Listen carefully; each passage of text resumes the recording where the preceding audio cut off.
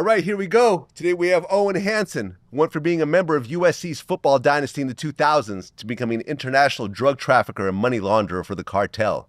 His life story was recently detailed in Amazon's 3-part docuseries Cocaine Quarterback, Signal Caller for the Cartel, produced by Mark Wahlberg. Owen Hanson, welcome to Vlad TV. Thanks for having me, Vlad. Well, let's start in the very beginning. So you grew up in Southern California. Yeah, I grew up in the Round Town, Redondo Beach, the South Bay, bunch of surfers and skaters and volleyball players. And that's where it all began for me. 2000, graduated from high school. And, I had an interesting journey. My family separated. My mother and father separated when I was 8. So my dad decided he wanted to keep me, and he said, "Son, you got to get a scholarship in order to go to college because I don't have the money. I'm a construction worker." And I said, "Understood, Pops." And I remember the day they divorced. My mom drove off in her station wagon, and I was upset. I was crying and wondering what happened, what went wrong. And from there, my pop said, "Hey, we don't cry in this household. Grab your volleyball, grab your surfboard, and we're going to the beach." And that's where it started. The beach volleyball was my life. And eventually earning a scholarship to play at USC. And that was my childhood in a nutshell until I got to college. Okay, so you get to USC and you have a volleyball scholarship, but you're not like a star player on that team. Yeah, so I get to USC. I'm a backup for an All-American Olympic volleyball player by the name of Brooke Billings. Mm-hmm. And this guy ended up probably being the best volleyball player ever to come out of USC. And I remember it was my sophomore year, and coach called me in the office and he's like, "Hanson, you're not cutting it." He says, "You got to work on your vertical jump. You got to work on your arm strength. You're playing behind an All-American. If you ever want to see the court, you better work on those two things." And I said, "All right, coach." And he redshirted me. But redshirting in college is like pretty much getting cut, right? Mm-hmm. I was devastated. And I said, "All right, coach." And I left that office pissed, man. I was like, fuck this. And I drove back down to the South Bay where I'm from. I went to Gold's Gym in Redondo Beach, and I found the biggest bodybuilder there. And I said, "Man, I just got cut from the fucking volleyball team." I said, "My coach said I need to work on my arm strength and my vertical jump." I said, "What do you recommend?" He says, "You have two options. You do it legally or illegally." He said, "What do you want to do?" I said, "I want to do whatever's the fastest," right? He says, "All right, well, I'm going to give you a list. I suggest you go down to Mexico and go to the pharmacia." He goes, "There's a pharmacia or there's a veterinarian?" And he says, "I'm going to give you 2 spots to go to." And go to the pet animal doctor. Yes, okay. Pet animal doctor. He gave me a list of what I need to as far as performance enhancing drugs go. And I'm 19 years old at the time. I didn't know shit. And he gave me this list, and I'm like looking at it, okay. And I remember I drove down to Tijuana from Los Angeles, and I get to the bridge at San Ysidro in Tijuana, and I cross over the bridge, and I get a taxi, and I go to this address he gave me, and sure enough, I get there, and there's fucking cows and goats and cats and dogs. Sure enough, it's a veterinarian. And I said, "Fuck, I'm at the right place." And sure thing, I opened that door and there's like 4 big bodybuilders in there. I'm like, fuck. With all the animals around? Yeah. I'm like, this is the spot. And I was like, okay, cool. I pull out my list and I'm thinking I'm going to have to speak Spanish. And she spoke perfect English. And I literally showed her my list. I had like Winstrol, Anavar, Decadurabolin, Sustanon, Cypionate, all these performance enhancing steroids. And Vlad, I'm not going to forget, but she's like, "Okay, here you go." And I'm like, okay, fuck, what am I going to do now? Like, where the fuck am I going to put these? Because I got to go back to the U.S. It's not like I can just put them in my pocket. And she gave me a sandwich bag, and I took the sandwich bag and I just started dumping all the pills in.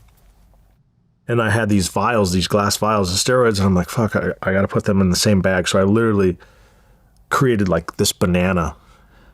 And I was like just forming it in this plastic bag, and I'm putting rubber bands around it, and there's like a little medical tape. I said, can I borrow the medical tape? And I'm literally wrapping it up. And I said, I got to go to the bathroom. And I'll never forget, I had these USC compressor shorts from men's volleyball because we used to wear them under our shorts. And when we played volleyball, and I go in the bathroom and I literally create this banana, and I drop my compressor shorts and I put it in the crack, not the hole, Vlad, the crack. And I literally keister this thing, and I pull on my compressor shorts, and I'm like, fuck yeah, let's go. And I get maybe 2 hours later, I finally get through the customs line, and I'm with my buddy who spoke a little Spanish, and I just had him just in case. And he's like, man, are you all right? He's like, you're sweating.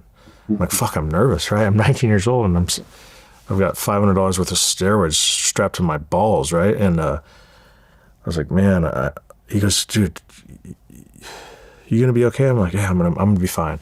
And we get to the customs agent, and he says, he looks at my passport. He says, Mr. Hanson, are you bringing anything back? And you got to remember, I came from a strict family. My father would kill me if I ever lied. And for the first time in my life, I lied. I said, no, officer, I'm not bringing anything back. And he gave me the nod, like, okay, welcome back to America. And Vlad, I'll tell you what, I still got goosebumps now. Every time I tell this story, I get goosebumps because I crossed that border with illegal substances strapped to me. And I chased that rush for the rest of my life because I kept going and trying to eventually becoming one of the biggest drug smugglers for the cartel, transferring tons of cocaine throughout international waters and land by plane, by boat, by human. And I literally just chased that rush from that 19-year-old kid that day. Okay, so let's talk about what happens next. So you get back to the U.S., and now you start taking these steroids. So now you're getting bigger? Bigger. You get back on the team again? I say fuck volleyball. I'll tell you why I say fuck volleyball. I got asked by one of the coaches from the USC football team. Mm-hmm. He saw me in the weight room, and I was bench pressing 225 like I had two feathers on each side, right? And he's like, hey, Hanson, what happened? You're not playing volleyball anymore? I said, no, they redshirted me. He says, Hanson, you're built like a tight end. He said, why don't you try out for the USC football team? I said, man, Coach Char, I've never played football in my life. My dad said it was too rough of a sport, too dangerous. He's like, Hanson, he said, you got to try out. You have nothing to lose. And I thought to myself, you know what? He's right. I got nothing to lose. I've already been redshirted on the volleyball team. Why not? What do I got? I'm an athlete. Were you about to lose your scholarship? No, I wasn't going to lose my scholarship. On a red shirt, you're still technically on the team. You're technically on the team, yeah. Got it. So I went with it, and I showed up to practice, and I showed up in my volleyball shoes, and everyone's got cleats on. I'm like, fuck, I fucked this one off. And there's like 50 walk-ons, all Americans from high school that, wanted to walk on, guys from junior colleges that transferred that want to walk on, and here I am, this volleyball player that's juiced out of my mind. And we, they throw us a couple balls. I think I caught 3 out of 5, and eventually they do the vertical jump, and I jump 36 inches. And then we do a little cone drill where I've been doing cones my whole life. It's easy for me. And then the 40-yard dash comes. And I think I'm about the second to last guy to do it out of like 50 guys. And Pete Carroll's there and Norm Chow, and they got their stopwatches out. And I run a 4.640. And I remember Coach Carroll says, hey, send them back. Something's wrong here. They thought maybe the stopwatch was slow or something. So I get back in the same stance, my runner stance, and boom, I take off another 4.640. And now I got all these coaches looking at me. They're like, holy shit, who's this guy? Then the last drill is, we go to the weight room where we have to bench press 225. And that's a common, weight for the combine, the NFL combine. So I'm like the last guy they wait. And I'm down there, Vlad, with 2 plates on each side. And no one knows I'm on these performance-enhancing drugs, and I'm just bouncing this thing off my chest. 21, 22, 23, 24, 25, 26, and I rack it. And now I got the whole coaching staff like, who is this fucking kid? And they're all talking about me as this volleyball player. And a week goes by. I'm thinking, I'm not even thinking about making a team. I just was happy I got to try out. And one of the coaches, another coach, strength and conditioning coach, comes up to me and says, Hanson, did you see the list? I'm like, what do you mean, what list? He says, there's a list on Coach Carroll's door. You should check it out. So I remember I ran up Heritage Hall, and I get up the stairs, and all the guys that were at tryouts are coming down the stairs. And I run up, and there's one name on this list, and it says Owen Hanson, USC football. And I remember I was like, fuck, I just made the USC football team. It was such a surreal feeling. My father and my mother have been SC fans, watching USC football since I was in diapers. Well, yeah, I mean, during the 2000s, USC had superstars. Reggie Bush, Heisman winner. Matt Leinart, Heisman winner. Carson Palmer, Heisman winner. Troy Polamalu, Hall of Fame. Which of these guys did you actually play with? So Matt Leinart was my quarterback. Reggie Bush was my running back. I played behind. Matt Castle was on the team. Troy Polamalu was just graduated. Carson Palmer just graduated. But like you said, it was a dynasty. Yeah, back-to-back national championships. During Pete Carroll's 9 seasons over there at USC, 50 players got into the NFL. Yeah, it's crazy. Right. So you're on this team, but you're not one of the starters. No. And I tell people, like, listen, to make the USC football team alone is just an honor. And we're getting beat up day after day. Like, people don't understand when you're a walk-on and you're a backup, like a third-string backup tight end, what happens is they take these backups, and we go against the defense, the number one defense for USC. So we call them black shirts because we wear black jerseys. But what happens is, say we're playing UCLA, whoever the tight end is for UCLA, that's what I'm playing. I put his number on. So now I'm going against our number one defense. So the defense goes against me as like I'm the UCLA tight end. So we get thrown around like rag dolls. We're getting tossed and turned, and it's a lot of work. Don't underestimate a guy that's walked onto the USC football team. They're still getting their reps in. Okay. Now, while you're on the team, you start selling drugs on the side? No, so everyone's asking me, like, man, you fucking get a jack. What are you on? And I remember I started helping some of the guys, like, with injuries. I'm like, here, you want to fix that ACL? Here, just take a little growth hormone, a little Winstrol. It'll help it faster. And guys they're starting to realize, like, I can do anything. I remember after I started prescribing guys on the team, gear. I got my fraternity brothers. I'm in a fraternity. They're like, man, why don't you start selling the coke? I'm like, coke? He said, yeah, they're $100 a gram. I'm like, man, I got homeboys from back home that are from, they're Serranos. They're from the Mexican mafia gang. I guarantee I'm not paying no $100 a gram for that. So what do? I run back to the South Bay, and I see some of my old homies from the South Bay, and these guys are gang members, and they're like, what do you need? I said, man, I need some of that white girl fronted to me. And they're like, well, what do you need? I said, scraps. To be honest, I don't know what I need. I've never been around this, but they're paying $100 a gram at SC. I said, I live in a bubble. I said, I got these fraternity guys, they're doing blow all night. And he's like, well, why don't I bring you some? And I said, all right. I gave him the address to the fraternity house. And sure enough, he shows up on Hoover and 28th Street, right at the fraternity row. And sure enough, he brings a styrofoam.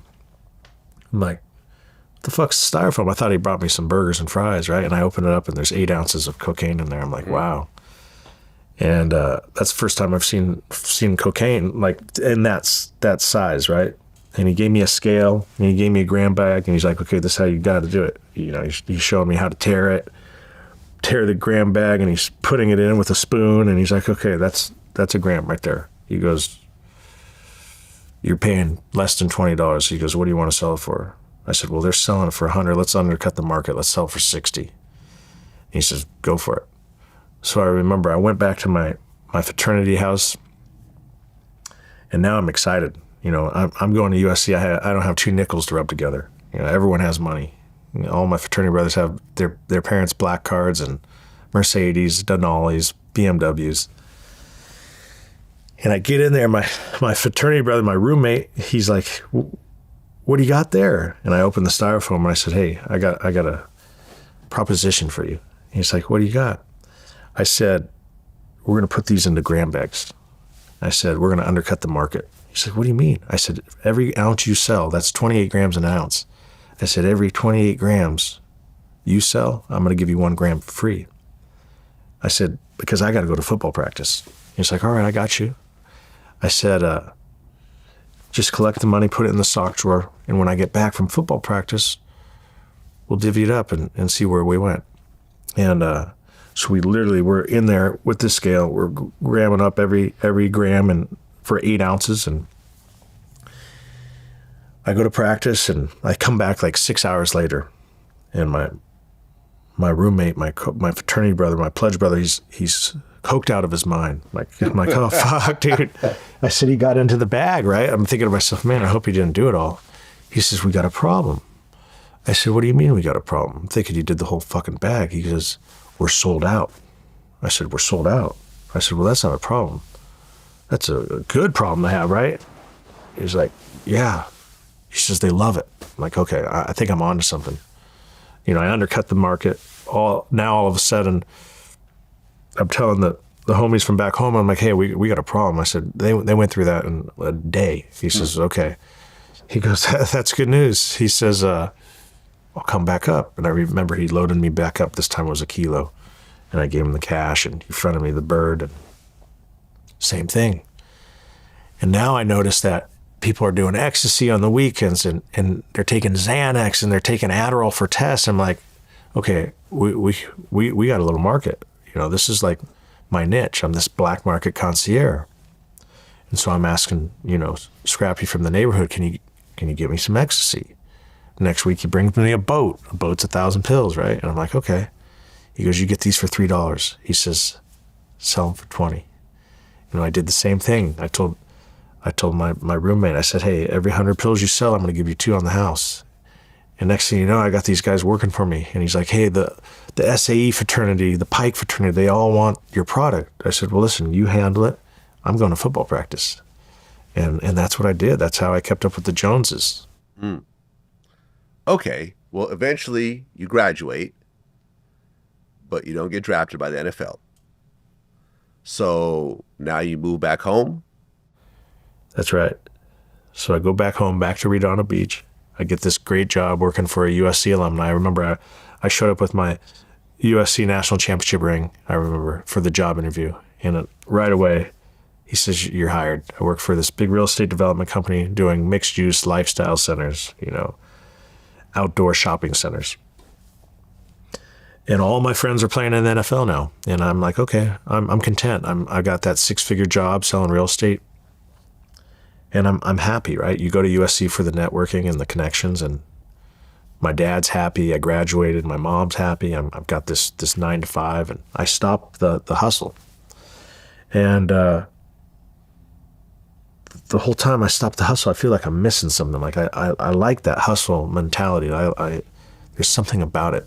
And sure enough, two years into this job, the recession hits. Right, 2008. It's correct. The real estate crash. Real estate crashes. Hmm? What happens? I'm the first guy to lose their job. I'm the lowest guy on the totem pole. And now I'm like, okay, what am I going to do? This whole time I'm thinking, okay, shit, what am I going to do, man? What the fuck am I going to do? And it dawned on me. There was a construction worker that worked for the project that we were working on. And he was a big contractor, commercial contractor. The guy was probably doing like a $200 million job for us. And I remember during these meetings every Thursday, I would take meeting minutes for the company, and he would always be calling his bookie. And he was putting like $20,000 on the Dodgers. And I used to see him make these phone calls like right before game time. And it clicked. I was like, okay, this dude's always betting on sports. I wonder who's on the other side of that. And when I lost that job, I remembered myself, you know what? I'm going to be whoever's on the other side of that phone call. And I went to my father. I said, Dad, I know we got a friend that's in the bookie business, Italian, our friend Tony. And I said, is there any way you can introduce me to Tony? Because I lost my job. I said, Dad, it's going to be temporary. He's like, son, you're not getting involved in any kind of bookie business. You went to USC. Are you out of your fucking mind? And I said, Pops, come on. I lost my job. I begged my dad. He literally took me like 20 times before he finally said, you know what, fuck it. I'll give you one meeting with Tony. And I go meet Uncle Tony, and Uncle Tony's like, your dad doesn't want you to do this. I said, hey, listen, I got USC athletes that are now in the NFL. I got fucking all these fraternity kids that got silver spoons in their mouths. I said, I got a clientele that you'll never see in your lifetime. I said, just give me a shot. I said, and I got this contractor that I've seen betting for days now on baseball, 20,000 a game. He's like, that's called a whale. I said, I'm gonna get these guys. Trust me. And what do? I literally, he gives me an opportunity. He says, I'm going to pay you 20%. I said, okay. He says, whatever you collect 20%. You got to collect all your money, and you pay me 80, and I keep 20. First 6 months, Vlad, the guys, between everyone, my whale loses, close to $1 million. I think at the 6 month mark, my whale, this guy that was this construction contractor, it loses $1 million. And I'm like, dude, I just collected $1 million for you in 6 months, and you're giving me 200 grand, and I did all the work. I said, you need to bump the percentage up. He says, no, it doesn't work like that. I said, okay, so you're telling me you rather just lose me as an agent, a sub bookie, than give me 30 or 40%? He goes, yeah, we don't go any higher. Well, okay, is this Macho Sports? Yeah. Okay, so Macho Sports is Tony's company. Yeah, not his company. He's working for them. Okay, and they're based in Peru? Correct. So it's an overseas gambling offshore, company. Yep. Offshore gambling company. Yep. So why do you need to collect? Because usually with offshore gambling, you put the money up first, right? No. So we give lines of credit. Oh. So we're a street bookie. So a street bookie is different from your regular, like your FanDuel, your DraftKings. Okay. Those guys, you put your credit card up, you put your cashier's check. Okay, so Macho Sports is a street bookie? Street bookies, yes.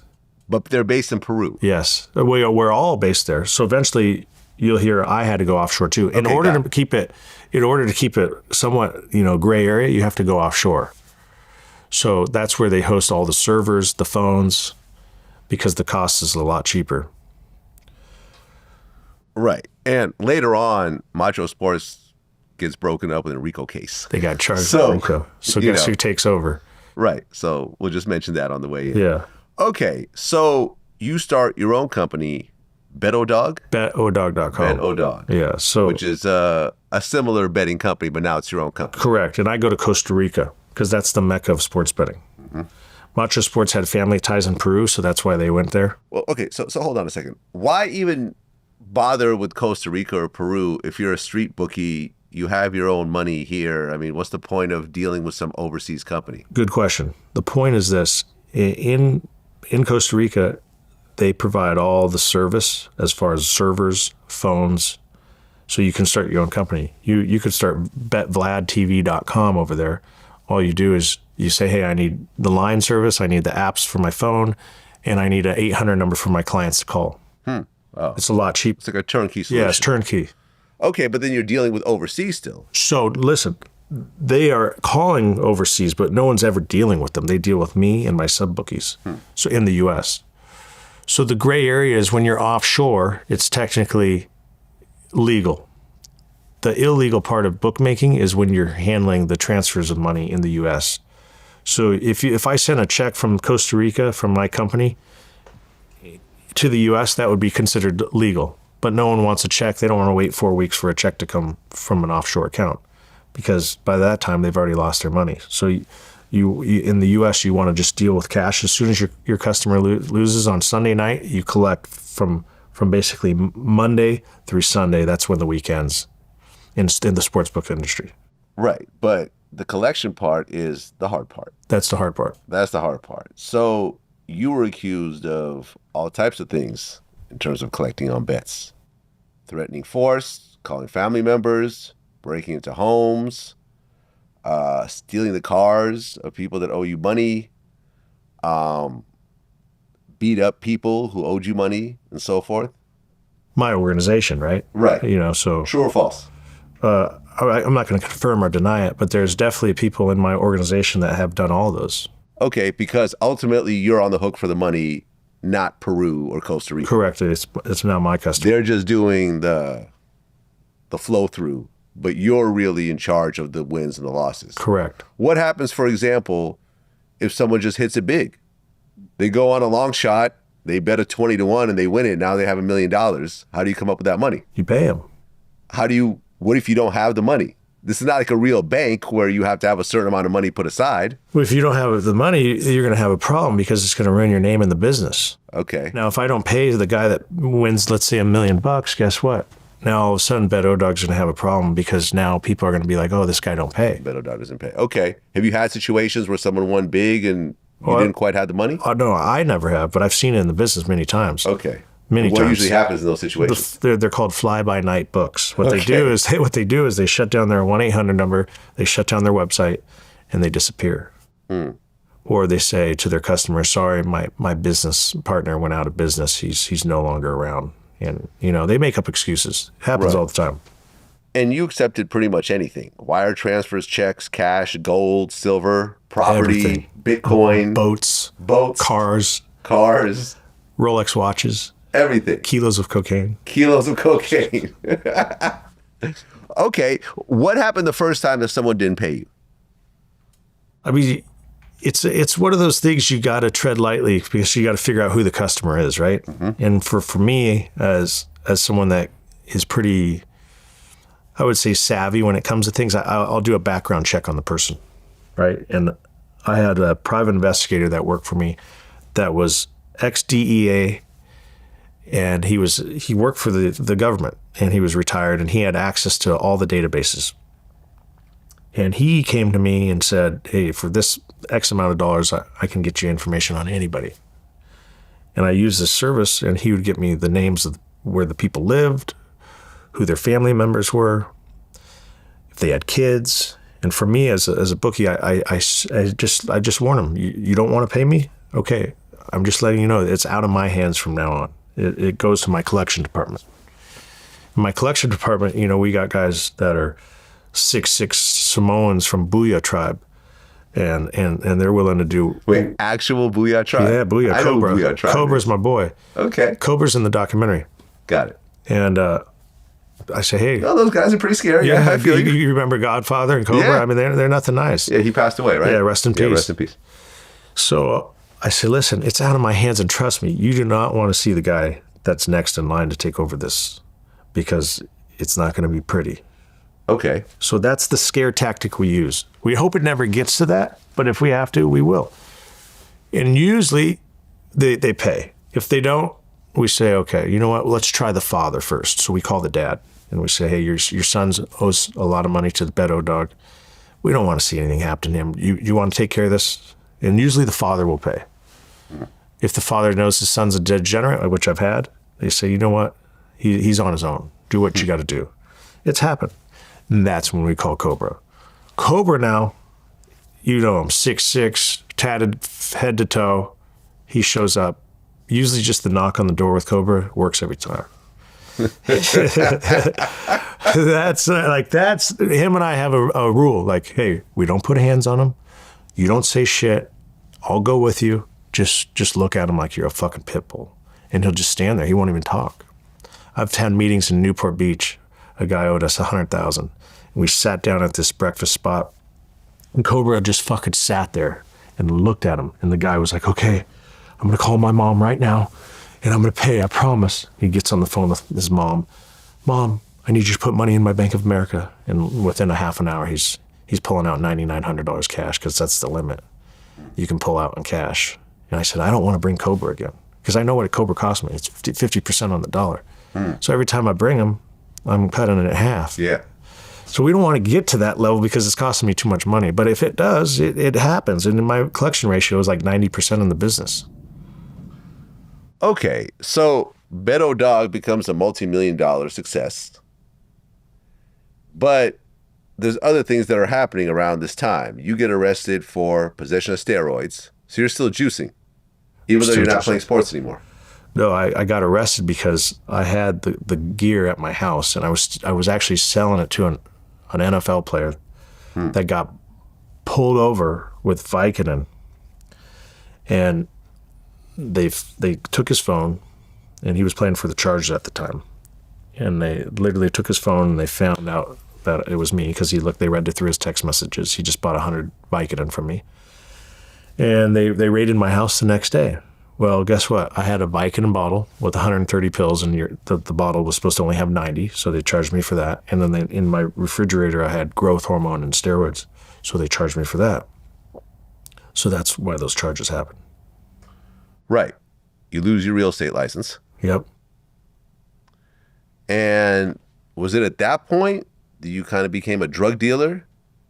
You pivoted from the betting thing? Because the betting thing was successful, right? The betting thing was very successful. So why go into the drugs? I'll tell you why. The betting thing got really good. Really good. Better, like we talked about, Matcha Sports got indicted. And guess what? I went to Matcha Sports clients and said, hey, you guys have nowhere to bet. Bet with Betodog. So I blew up. I was almost in every state. And Vlad, I said to myself, well, if I'm in every state, why don't I try to just take this thing international? Why don't I go to like Canada, Mexico, and handle all North America? And that's what I did. I told my sub bookies, I said, hey, we're going international. It's Betodog International now. And one of my biggest bookies in Newport Beach had a customer from Mexico. And he didn't tell me who it was, but I remember watching this account. In the first week, he lost $260,000. And this agent of mine brought me a duffel bag, all cash. I'm like, okay, you got a whale. I said, and he paid on Monday. That's unheard of in this business. I said, you got a whale. Keep him happy. Keep him happy. Whatever they need, remember, we offer a concierge service. If they want to go to Vegas, we don't want them going to Vegas because they'll lose their money there. They bet with Betodog. They can play blackjack with me. They can have girls. They can have drugs. They can fly to Costa Rica, stay at my mansion, whatever they want. Keep them happy. Okay, so you actually have gambling houses and stuff like that? Yeah, we have, yeah. So that was our niche. If you gamble with Betodog, you could fly to Costa Rica. We had a beautiful mansion. We had NFL players hanging out with us all the time because they're my ex-teammates. And now all these guys that are gambling on sports are hanging out with the guys they're gambling on. So it's like a win-win for them. Was there, let me just stop you for a second. Because, there was the whole NBA bust that happened with people betting on their own games and faking injuries. And then it tied into the mafia with like people getting ripped off at card games. Was there anything, because you got gamblers and the actual players and they're all hanging out and there's drugs and there's betting and there's everything. Is there skimming or betting on your own games or anything else like that? When I was doing it, no. But there is, of course. I remember the first bookmaker I've ever met came to me when I graduated from SC, and he put $100,000 in front of my face, and he put another $100,000 right here. And he says, I'll give you $100,000 if you tell Matt Leinart not to cover the spread in next season's game, because he knew I was friends with Matt Leinart. Huh. And I had already accepted my job making 6 figures. It was tempting, don't get me wrong, right? And I was like, I'm not doing it. That's integrity. I'm not going to do it. I'm not going to jeopardize my brother Matt Leinart's career. So I turned it down. But it happens all the time. Aha. Yes, Okay. It does happen. Okay. Well, you get introduced to a guy from Mexico who was working with the cartel. We're not going to say which cartel, but the cartel. What happens next? So that's the client I'm talking about. Losing $250,000, literally 3 weeks in a row. He loses $750,000 total. And I'm like, wow, you got away. I'll keep him happy. I'm telling the sub-bookie. And finally, I was happy this happened. He was finally ready to hit. It was a Sunday night, and he had a 5-team parlay, and he had the Raiders. And I'm calling his bookie. I'm like, hey, your customer down south is about to hit. I said, I want you to pick up the duffel bag. I want you to pay him exactly at 8 a.m. tomorrow. Right when that guy's up, I want you paying him. I don't know how you're going to do it, but pay him. Because I want to show him how we do it at Betodog. Because it's unheard of for a bookie to pay someone on a Monday. Usually they wait till Thursday. They collect from the losers, and then they go pay the winners on Thursday, if they're lucky. So I had a different motto. If you pay Monday, people are going to realize that you're bigger than life in the sports betting world. And that was my motto, pay on Monday. So now I had these This guy ready to hit. He cracked me for, I think it was 240 or 200. Yeah, it was 240,000. Raiders 5-team parlay. He cracks me. I tell the bookie, hey, I'm dropping off the bag. Boom. Sure enough, 8 a.m. he pays him on Monday. How much was it? 240,000. Way less than he lost. Way less than he lost. Yeah. I'm just basically giving his money back, right? Exactly. Yeah. But listen, that's the whole point. He thinks he's winning, right? He won for a week, and now he's feeling good. And that, as a bookmaker, you want that. You want your customers to win, because if they lose every week, guess what? They're not going to play with you. They're eventually going to say, "Fuck this! I'm no good at this." And so, in a bookmaker's dream is to be able to collect and see your customer pays, and then eventually give them a little back to make them feel good. And for me, that's that feeling. And I already knew he paid, so I wasn't worried about that. But to be able to pay him just a little of his money back is how you're going to keep this guy for life. Mm-hmm. And the sub book, he calls me and he goes, "Hey, I got to see you." And I said, "What do you got to see me for?" He just paid him, right? He goes, I got something I got to give you. And he comes to see me, and he gives me an encrypted phone. He says, "This is from my uncle." I'm like, "Your uncle?" He's like, "Yeah, he's my customer." Okay, well, I thought he was your client. He goes, "No, it's my uncle." So I get this encrypted phone. That's a BlackBerry. He goes, "It doesn't have any kind of microphone on it. You can't call on it. There's no camera, and there's no GPS." He says, "Everything's taken out." I'm like, "Okay, so what's the password?" There's 2 passwords to get in, and then the third one, you're finally in this email system. This company called Phantom Secure out of Canada that created these. They're like $1,000 each for the phone, and it's like the service is $600 a month. It's ridiculous. And I'm looking at it. I'm like, okay, what do you want me to do? So I'm opening this email, and it says, "I like the way you do business." And it just says some random email address. It's like a server that's offshore. You could tell, like, this is just an email system. And I'm like, okay, nice to meet you. Hey, appreciate your business. Hey, anything you need, I'm here. I offer this concierge service for my VIP customers. It was one of my things. Anybody that's a VIP customer, I do this for. I have guys flying in from North Carolina on private jets to hang out with me in Costa Rica just because they're VIP customers. So I told this guy, "Hey, if you ever want to come to Costa Rica, come to the U.S., whatever you want." He goes, No. He goes, "I know you're a big bookie in the U.S. I have a favor." I'm like, "What is it?" He goes, "Can you help me move some money?" I'm like, "What do you mean?" He's like, "I need you to drop off cash, and whatever you drop off for me, I give you 10% on the dollar." I'm like, "That's fucking easy. I got cash throughout the United States. This is simple." He's like, "Sometimes I'll need 100 grand dropped off, and I'll give you 110 wherever you want it." I'm like, "Okay, this is perfect." So I remember the first day, he's like, "Hey, can you drop off $100,000 in San Diego?" It was Vista. I said, "No problem." I call one of my agents, and I say, "Hey, drop off $100,000 at this address in Vista." 10 minutes later, it's done. And we'll call him El Jefe. I say, "Hey, El Jefe, I just took care of that for you." He said, "Great. Where do you want the 110,000? 100 plus the 10%. I said, "Well, my office is in Costa Rica. Why don't you send it to an offshore account over there?" Boom. 20 minutes later, I got my money in Costa Rica. I just made 10% on my money. And this happens for weeks. Now, hey, Florida, North Carolina, all these little, what we call safe houses, right? But at the time, I don't know. I'm just moving money. I'm good at it. And then he says, "Hey, can you pick up money for me?" I'm like, "Pick up? I thought I'm dropping off." He goes, "No, I need you to pick up." I said, where do you need me to pick up?" He says, "I need you to pick up in Brownsville, Texas. My people aren't allowed there." I'm like, Brownsville, Texas? So when he said my people aren't allowed there, my head starts to turn. I'm like, who the fuck is this guy? I'm like, okay, $1 million? No problem. I'm doing the math in my head. That's going to be $100,000 for 10%. I said, private jet's probably, $2,500 an hour. So I'm doing the math. I'm like, okay, 4 hours, that's 10,000. 4 hours back, that's 20,000. I'm like, fuck, that's a good little lick. 80,000. Right? I'm like, okay, I'm winning. And I grab my boy Tank, who's the Avalon Crip, and I tell him to grab one of his UFC fighter friends, because I'm like, fuck, I don't know, $1 million. I should probably be safe about this. So we board this turboprop and we fly into Brownsville, this private airport. And I'll never forget it, man. I pull up there and I tell El Jefe on the encrypted phone, I'm like, hey, I'm here. I'm like, where do I go? He's like, just wait. He says, wait. He says, okay, go to the parking lot. I literally get to the parking lot, and there's this gardener in this just beat up F-150. And he comes out and he gives me a duffel bag. He says, este para El Jefe. He tells me, this is for the boss. And I take the duffel bag. I'm like, fuck, I got to get out of here. Like, this is nuts. Like, guys in overalls. I'm like, fuck. I get up back on the plane, and Tank's like, everything good? I said, yeah, everything's good, man. I tell the pilot, hey, we're good. We get out. We land back in the private airport in Torrance, California.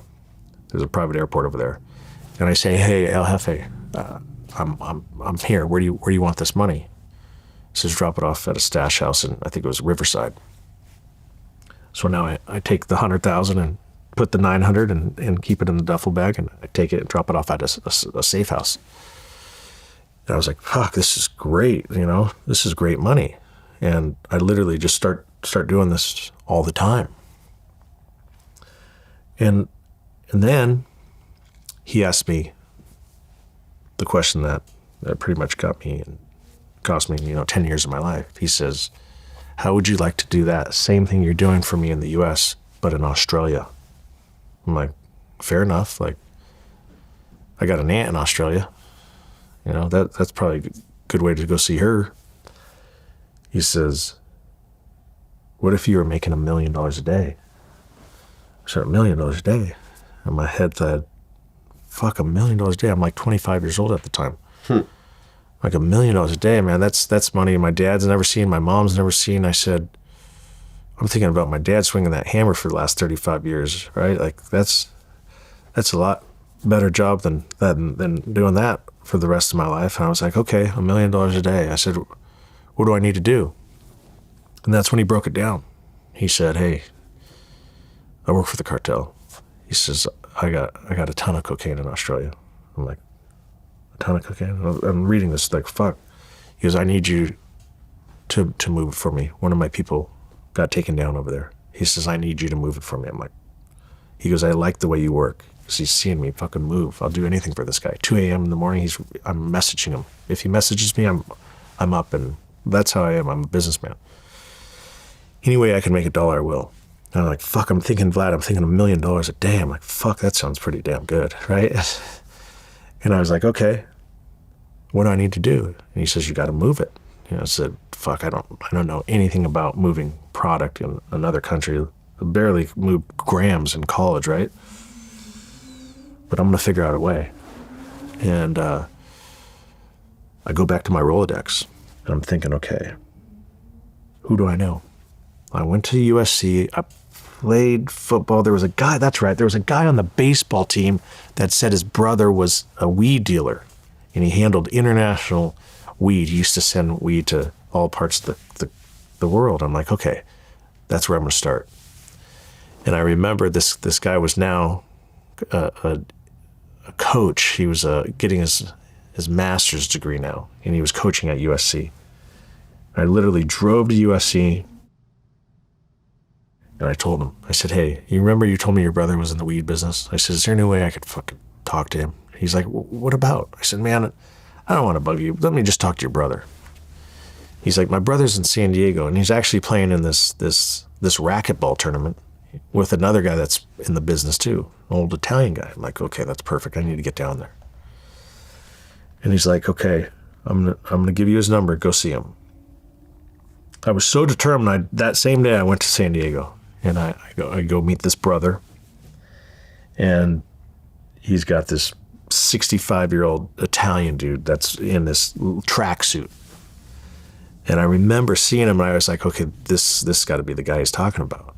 And I'm telling the brother, I'm like, listen, I don't know if this is out of your thing, but dude, I got some of that white in another country, and I need help.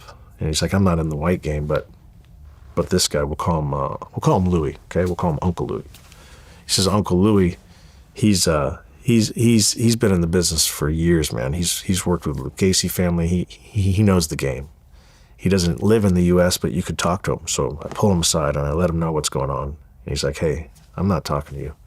He says, you don't talk to me in the U.S. about anything illegal. He says, I've been indicted for before. He goes, you want to talk to me about illegal stuff? You come to my country. He goes, I live in Naples, Italy. He says, but I'm not saying anything in this country. I don't trust the U.S. I said, fair enough, right? That's a true gangster. You had to fly to Italy. True gangster right there. To have a conversation Just to have a conversation. That's how old school this dude was. Okay. But hey, $1 million a day, I'm thinking, right? Like you would go to Italy, right, for $1 million a day? Sure. Like anybody in my mind, in my situation would. 2 weeks later, I literally, he's back in Italy, and I fly to Italy, and he picks me up in this Fiat, in a little fucking car I barely fit in. He picks me up at the airport, gives me an Italian kiss on the cheek. He smells like shit because they got the worst body odor. And I'm like, okay. Like he takes me to this beautiful villa. He has 2 villas on this winery. And we're literally outside of this patio, and we're speaking, and I'm telling him, I said, dude, I got cocaine in Australia. I said, I've been working for this guy. He works for the cartel. He's been, gambling with me. I'm telling him everything. And he's like, son, don't waste my time. He says, nobody has cocaine in Australia. I'll tell you that right now. He says, I've been in this game for 40 years.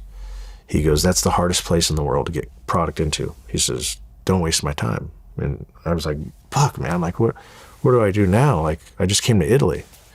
He says, if you really have product over there, guess what? Get over there, and once you see it, then call me. He goes, but I ain't going to waste my time.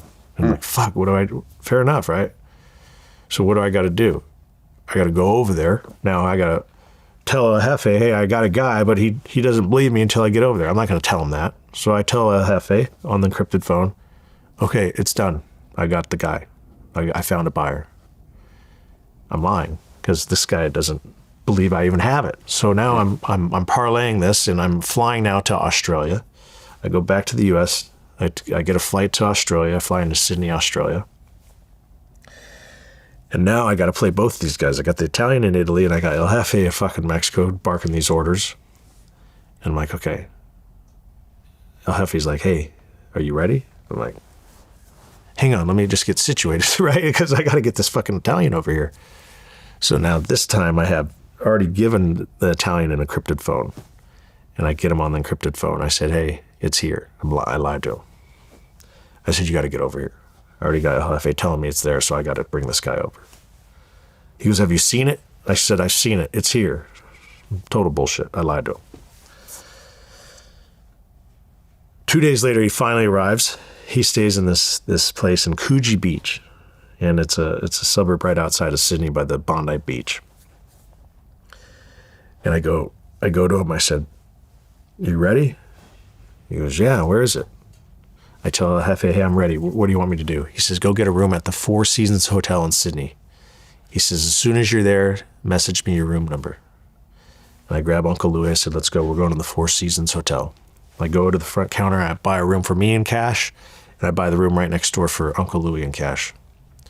I start doing some research. Anything over 2 kilos in Australia is a life sentence. So I'm fucking scared shitless. So I get to this room, 428, Uncle Louie's in 426. I get inside. I message El Jefe. He says, wait right there. 30 minutes later, a guy in a DHL outfit knocks on the door and brings me this package. Like, holy shit. I pick up this chip package. I'm like, I'm fucking shaking. I'm like, this is heavy. I'm banging on the door on 426 on the wall.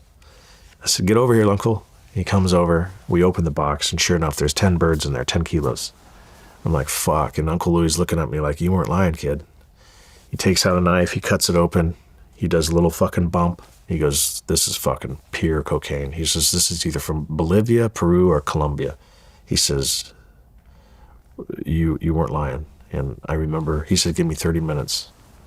He leaves the hotel. He comes back. He brings me a cash. $1 million in the bag for me. $1 million? $1 million.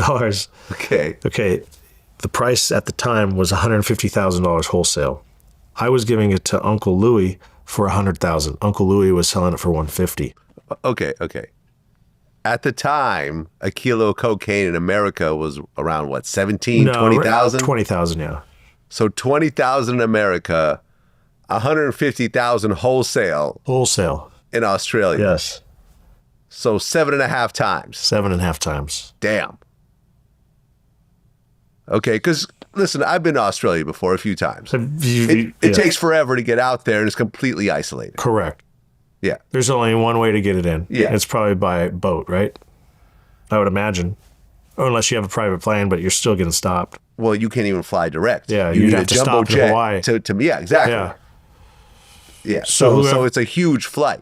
Yeah. So I can see the problem. Or a submarine, maybe. Submarine. Yeah. But that's still pretty damn far. Right. Even a submarine is going to take a while. Right. So I get this duffel bag, right? And Uncle Louie has a duffel bag of his own money of $500,000, and I got $1 million I'm sitting on. The deal I made with El Jefe was $50,000 every bird, $50,000 for me, and whoever was selling it was making $50 or whatever he wanted to charge. We were collecting $100. So now I'm like, okay, I'm telling El Jefe, hey, Uncle Louie's asking, when can we get more? And he says, 20 more are coming tomorrow. Same thing. So now we're getting 20 birds now. Uncle Louie's taking the 20 birds, and within a half an hour, he's bringing me $2 million now. $1 million for El Jefe, $1 million for me.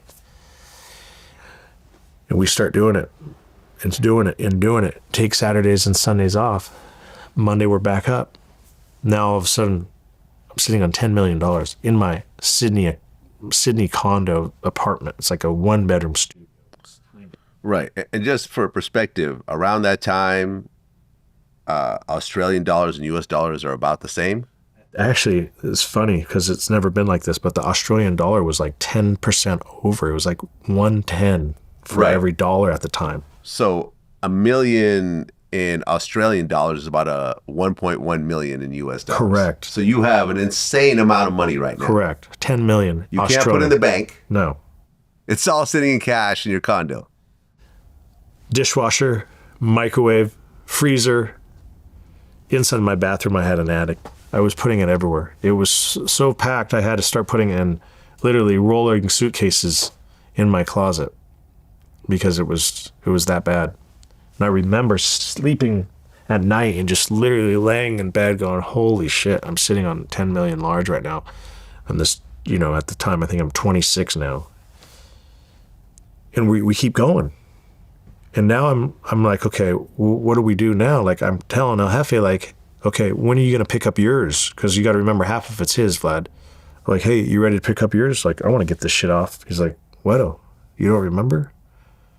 I paid you to do what you're doing. It's your job to figure that out. I'm like, okay, this is why he hired me. He hired me to take the money and launder it back. That was my job. That's why I'm making $1 million a day. I'm like, fuck, how the fuck am I going to do that? I don't know a thing about this. I'm in another country. So I remember I called my accountant and I told him, I said, hey, I got a customer over here that's gambling with me. I'm not going to tell my accountant that I'm working for the cartel. I told my accountant, I got a customer over here that's gambling and he's losing a bunch of money. I said, I'm sitting on about $5 million of my own money and I need a way to get it out of here. And my accountant goes, it's gambling money? I go, yeah. He says, I'm not worried about gambling money. It's legal in Australia. So he flies over, he brings a crew with him. He brings his brother, who's my college friend from the volleyball team, and he brings his father-in-law, who's a captain for a fire department. And they're over there, and I'm like, dude, this is what I got. And I'm showing him the cash. I said, we got to think of something. He says, okay, this is what we're going to do. We're going to all have fake IDs made. We're going to have U.S. passport cards, and we're going to start exchanging the money because we got to turn the Australian dollar into the U.S. dollar. And he says, what we're going to do is we're going to take them in exchange for U.S. dollar and euro notes. At the time, the $500 euro note was worth $750. So now we're taking our Australian dollars and turning it into euro notes or $100 bills. And he says, now we're going to go buy all the comic books we can at these swap meets. He says, we're going to buy comic books and we're going to buy a shrink wrapping machine. He says, we're going to put the $500 euro notes, about 20 of them, in each comic book. And we're going to do the same with the U.S. cash. And now we're vacuum sealing them and we're putting them in, at the time eBay was popular, we're putting them in these envelopes and we're putting eBay tags like Australian eBay.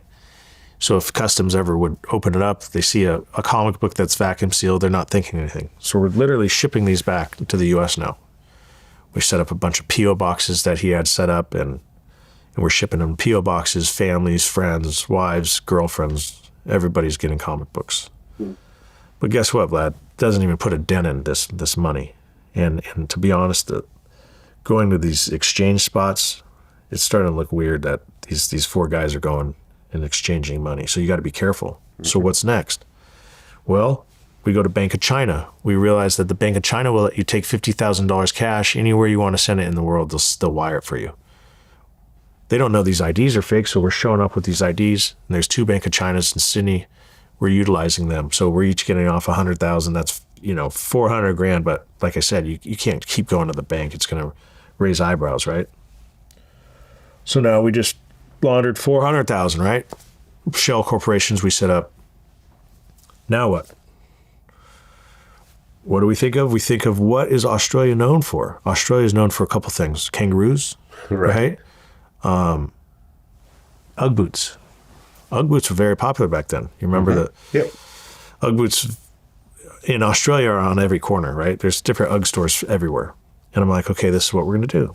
We're going to buy all the Uggs we can. And they're looking at me like, why? I'm like, we're going to store the Uggs in the apartment, and then we're going to go buy gold bullion. At the time, the 1 ounce round gold bullion, 1 ounce is worth, let's call it $1,500 for one. I said we could bring $9,900 without them asking questions. So there's like 20 bullion stores throughout Australia in the area we're living. So we're all going to buy bullion now. So now I realized that the Ugg boots have the sole where you could rip it out. So I'm telling everyone, let's rip out the soles. And we're going to glue 4 1 ounce rounds on each sole. So that's about $6,000 per shoe. There's 2 shoes in a pair, right? So that's $12,000. So now we have $12,000 in gold. And now we're shipping Ugg boots back home. We're calling girlfriends, wives, what color do you want? Oh, you want pink? You want green? Okay, I'm sending you Ugg boots. So now we're sending all this gold back to the U.S. None of it's getting picked off. Really? Even though the weight is going to be vastly off from Ugg boots because gold is very heavy? Yeah, we're looking at 1, 2, 3, 4. That's 4 ounces. 1, 2, 3, 4. That's 8 ounces, right? 8 ounces extra. I guess that's not too bad. Okay, you're not doing a huge... No. Okay, it's a pair, saying, right? It's costed us like $75 to ship a pair. In that case, yeah, you're right. It's like a gift, right? It's a gift. So it's 8 ounces, right? But at the time, it's worth it. It's $12,000 for shipping every pair. So we literally ship 100 pairs. Guess what? It's $120,000. Like, what's the point, right?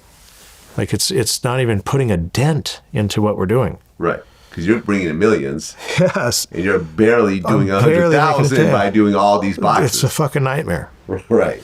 So what do? Call a girlfriend from back home. I'm just talking to her. I'm like, what do I do? Like, what's the plan here? Like, I'm telling her. She thinks it's gambling money because I don't want to tell anybody I'm distributing this cocaine. She says, why don't you find someone that's in the, like a VIP, like a gambler, like a whale, like that can play it through the casino. She goes, I know a blackjack player that's a high roller in Vegas. I'm like, oh yeah? Well, what are you thinking? She's like, why don't you go talk to him? That's the play. I'm like, okay, introduce me. I fly back to America and I meet this guy named RJ Robin Hood Ciparani. They call him Robin Hood 702. I look up his website. Sure enough, Robin Hood 702 is a famous blackjack player, high roller. What he does is he goes and he plays, and then he takes his profits, his winnings, and he donates it to a family in need. So I've done my research. I meet the guy. I tell him, hey, my name's Junior DeLuca. I'm not telling him what my real name is because I don't know who this guy is. Hey, I'm Junior DeLuca. You know, my girlfriend, she told me about you. You know, would you be willing to, I've got some money from a customer of mine. I'm a bookie. I said, I got some money in Australia and I can't get it out. It's cash. I said, what would you charge me? He said, I'll charge you 25%, but I want a first class ticket to Australia. I want the penthouse suite at the Four Seasons. And I want all the money to be in a Toomey luggage. I'm like, fuck, this guy obviously knows what he's doing, right? He's barking these orders like he's definitely a whale, right? He goes, this is what I'm going to do for you for 25%. I'm going to have my host in Las Vegas call the Star Casino in Sydney, Australia, and they're going to let them know that this high roller is coming in from Vegas and that he's going to be playing at the tables there. So his host calls. Sure enough, they put the red carpet out for him, and he shows up with $1.5 million cash in Sydney, Australia at the Star Casino. They already know he's this whale, right? They're already expecting him. So what does he do? He puts the cash on the table. They exchange his chips, just like you do. He plays for a couple hours, plays 20,000 here, 20,000 there. After about 3 hours, he just says, hey, I'm not feeling it. What do? They say, okay, Mr. Cipriani, what do you want? You know what, just give me a check. I'm not feeling it. So they give him a check. Let's call it $1.5 million. The check's for $1.5 million from the Star Casino. Well, guess what? The Star Casino is the sister casino to the Venetian in Las Vegas.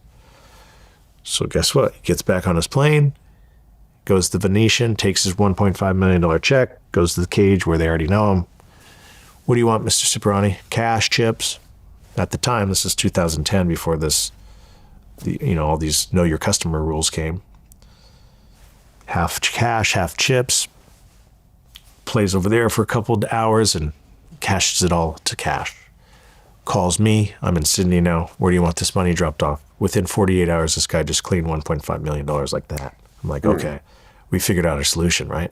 Okay, so how much did he get to keep? 25%. 25%. Yeah. So he got It's close 30, 37, 370. 375,000. Yeah, So. I got close to.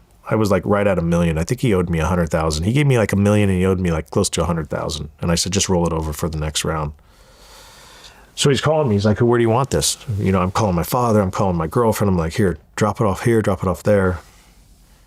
And 2 weeks later, he goes, can we do it again? I'm Right. like, fuck yeah, we can do it again. Right. But this time, it's $2.5 million. Correct. Right. Because the $1.5 million went good. Went great. Went great. You laundered that money. You got $1 million back in laundered money.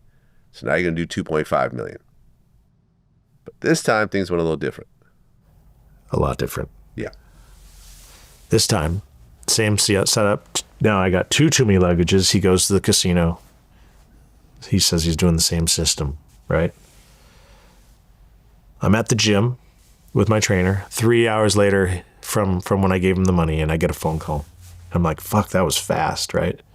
He cleaned it all in 3 hours. I'm like, fuck yeah. I take the call, and he says, we have a problem. I said, a problem? I said, what do you mean we have a problem? He says, I lost the money. I got 300,000 left. I said, no, whoa. You lost $2.2 million in 3 hours. How do you do that, right? Is that even possible? Yeah. In my mind, I'm thinking he's robbing me. Yeah. You just stole from me. I'm fuming, right? I said, he's like, I just need some more money and I can win it back. But I'm not giving anybody any more money after they just told me they lost my money. You're out of your fucking mind. My personal trainer is also a bodyguard and a boxer. And I said, you know what? You go put on a suit. I'm going to put on a suit. We're going to the casino right now. My idea was we're going to see if he's lying, right? I get there. We're in these 3-piece suits, and the guy's shaking like a fucking leaf. And he's nervous. And he's explaining, listen, man, I lost it, but I can get it back. I promise you, man. I got 300,000 back at the room. I'll get that. I just needed some more money, and we'll win it all back. I'm like, you're out of your fucking mind. We're not giving you any more money. In fact, we need your 300 grand, and we need your passport, because you're not leaving the country until we've resolved this. Well, right, because that's not actually your money. That's not my money. That is the cartel's money. That's the cartel's money. $2.5 million.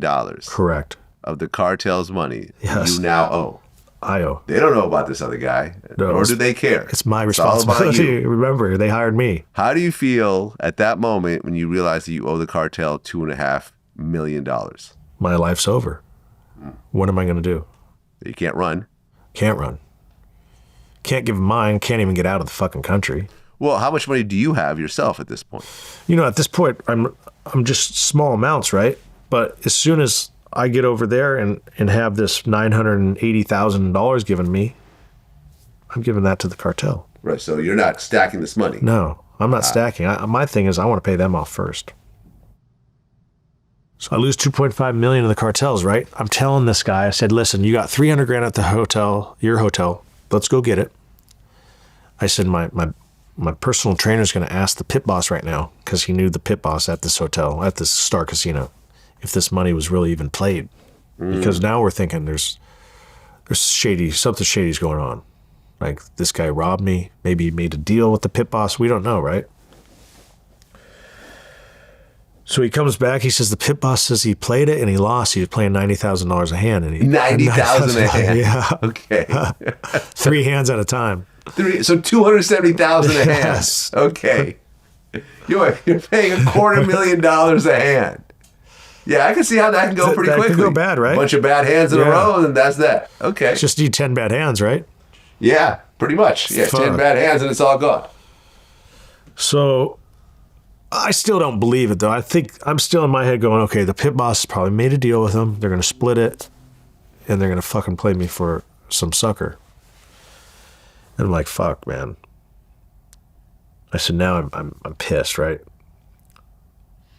I tell him, I said, we're going to go get a hotel room. My trainer and I, you're going to meet us at this hotel room with the 300 grand in your passport, and we're going to figure this out. But I'm a little paranoid because the guy's he's been to my apartment because I gave him money there the first time around. So now I'm a little paranoid because he knows where I live. So I'm like, okay, what do we do? Like, should we meet him at my apartment or should we meet him at the hotel? So I said, you know what, fuck it. We get the hotel room, Hilton Hotel on George Street. We call him. We say, hey, we're at room 3026 George Street, Hilton. I said, meet us there with the 300 grand in your passport. 4 hours goes by and nothing. We're like, I'm with my personal trainer. I said, you know what, fuck it. Let's go back to my studio apartment. We start drinking wine. We're like, I'm stressing. I'm popping Xanax. I'm feared for my life right now. And finally, he calls and he says, I'm on my way. I'm like, okay, good. So I tell my trainer, I said, I'm going to put together a suitcase. It's 700 grand. I said, he's going to bring you 300. That'll be an even million. And take that million when you're done with the transaction and take the million to your place. This is my trainer. I said, I'm a little paranoid right now. I want to just start stashing some of this money out of here. My personal trainer goes and he gets to the hotel.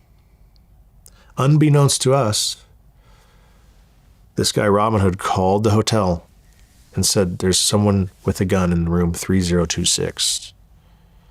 As soon as my personal trainer got to the hotel, there was 4 New South Wales police, which is Sydney Police Department, that stopped him and said, we got a report that by an American man that you have a gun in your room. And he's like, what are you talking about? He had a suitcase with 700 grand in it. They're like, we're also going to need to check your bag. Sure enough, he opens the bag. There's no fucking gun, but there's 700 grand. Right. So they seize it. Yeah. They take him to jail. Mm-hmm. So what happens, Vlad? Now I lost 700 grand plus the 2.5. Now I'm down $3.2 million of the cartel's money in less than 24 fucking hours. Wow. Okay. So now what? I don't know. I'm thinking now my trainer's playing me because he's not answering my phone. He was supposed to do this transaction and he was supposed to call me when it was done. I'm calling him. I'm freaking out. 4 hours later goes, it's like 2 a.m. and I get a call from the New South Wales Police Department on my throwaway phone. They're like, hello, is this Junior DeLuca? Because that was the name I was going by. We're calling in regards to the $700,000 we just found in a suitcase with Sean Caroland. I'm like, oh, fuck. They're like, Mr. DeLuca, do you mind coming into the station? I'm like, oh, hell no. I ain't going to no station. I'm fucking telling the lady, you know what? I'm in Bondi Beach. I'm not coming into the station. It's like 2 hours away. I said, I'll come tomorrow. I'm freaking out now. I'm like, oh, fuck. Shit's about to hit the fan. He gets out. And the next day, he gets bail. He comes to me. He says, bro, we have a problem. He says, that fucking gambler, he called the cops.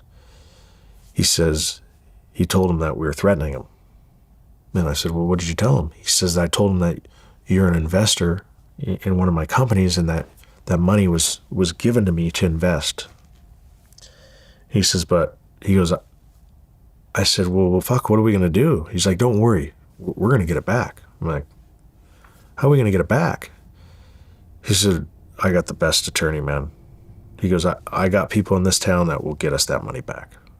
Well, right, but didn't Cipriani say that your personal trainer threatened to cut his throat and his wife's throat? He did. That's what he said, right? Yeah. He said that's what he told him if he didn't bring the money back to that hotel room, that's what was going to happen. Right.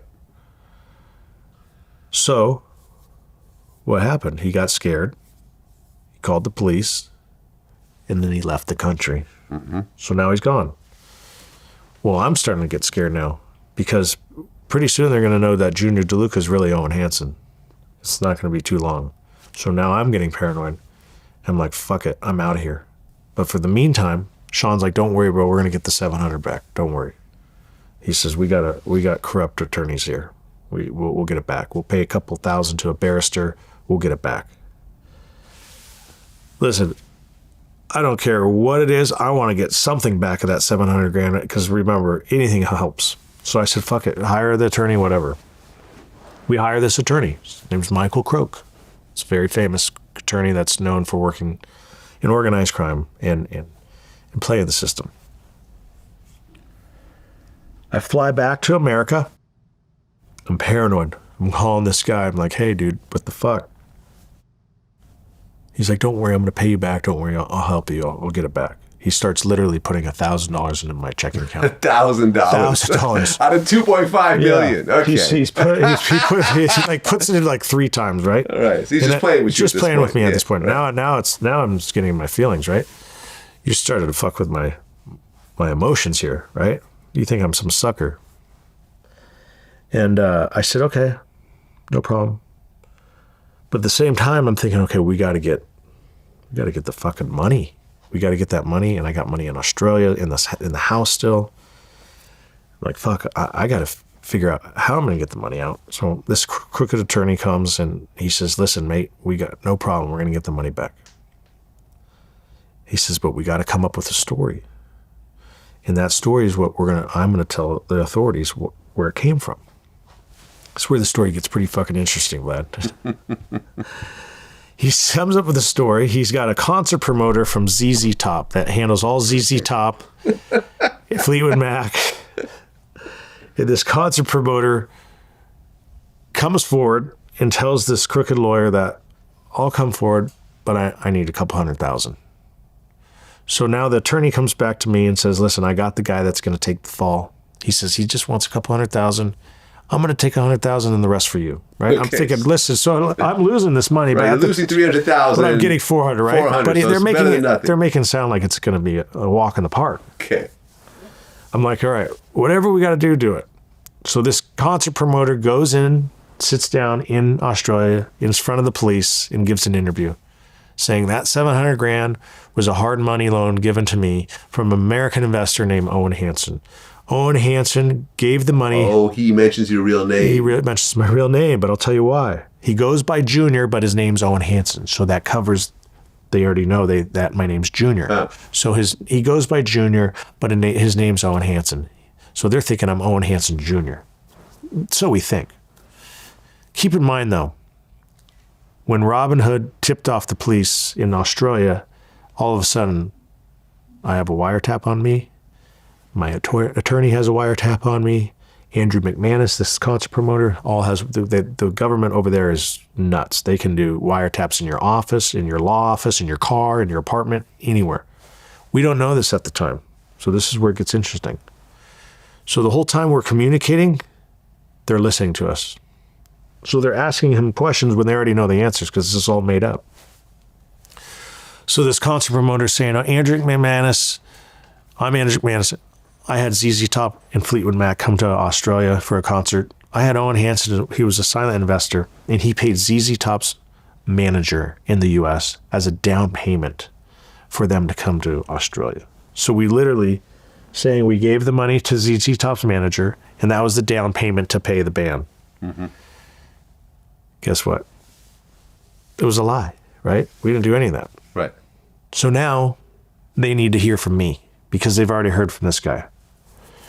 So what does this lawyer tell me to do? He tells me that I need to go speak to the authorities in Beverly Hills Police Station and they're going to call at the time it was Skype. They're going to have a Skype call with the Australian authorities, and I'm going to give my story. I said, no, you're out of your fucking mind. I ain't going to no police station.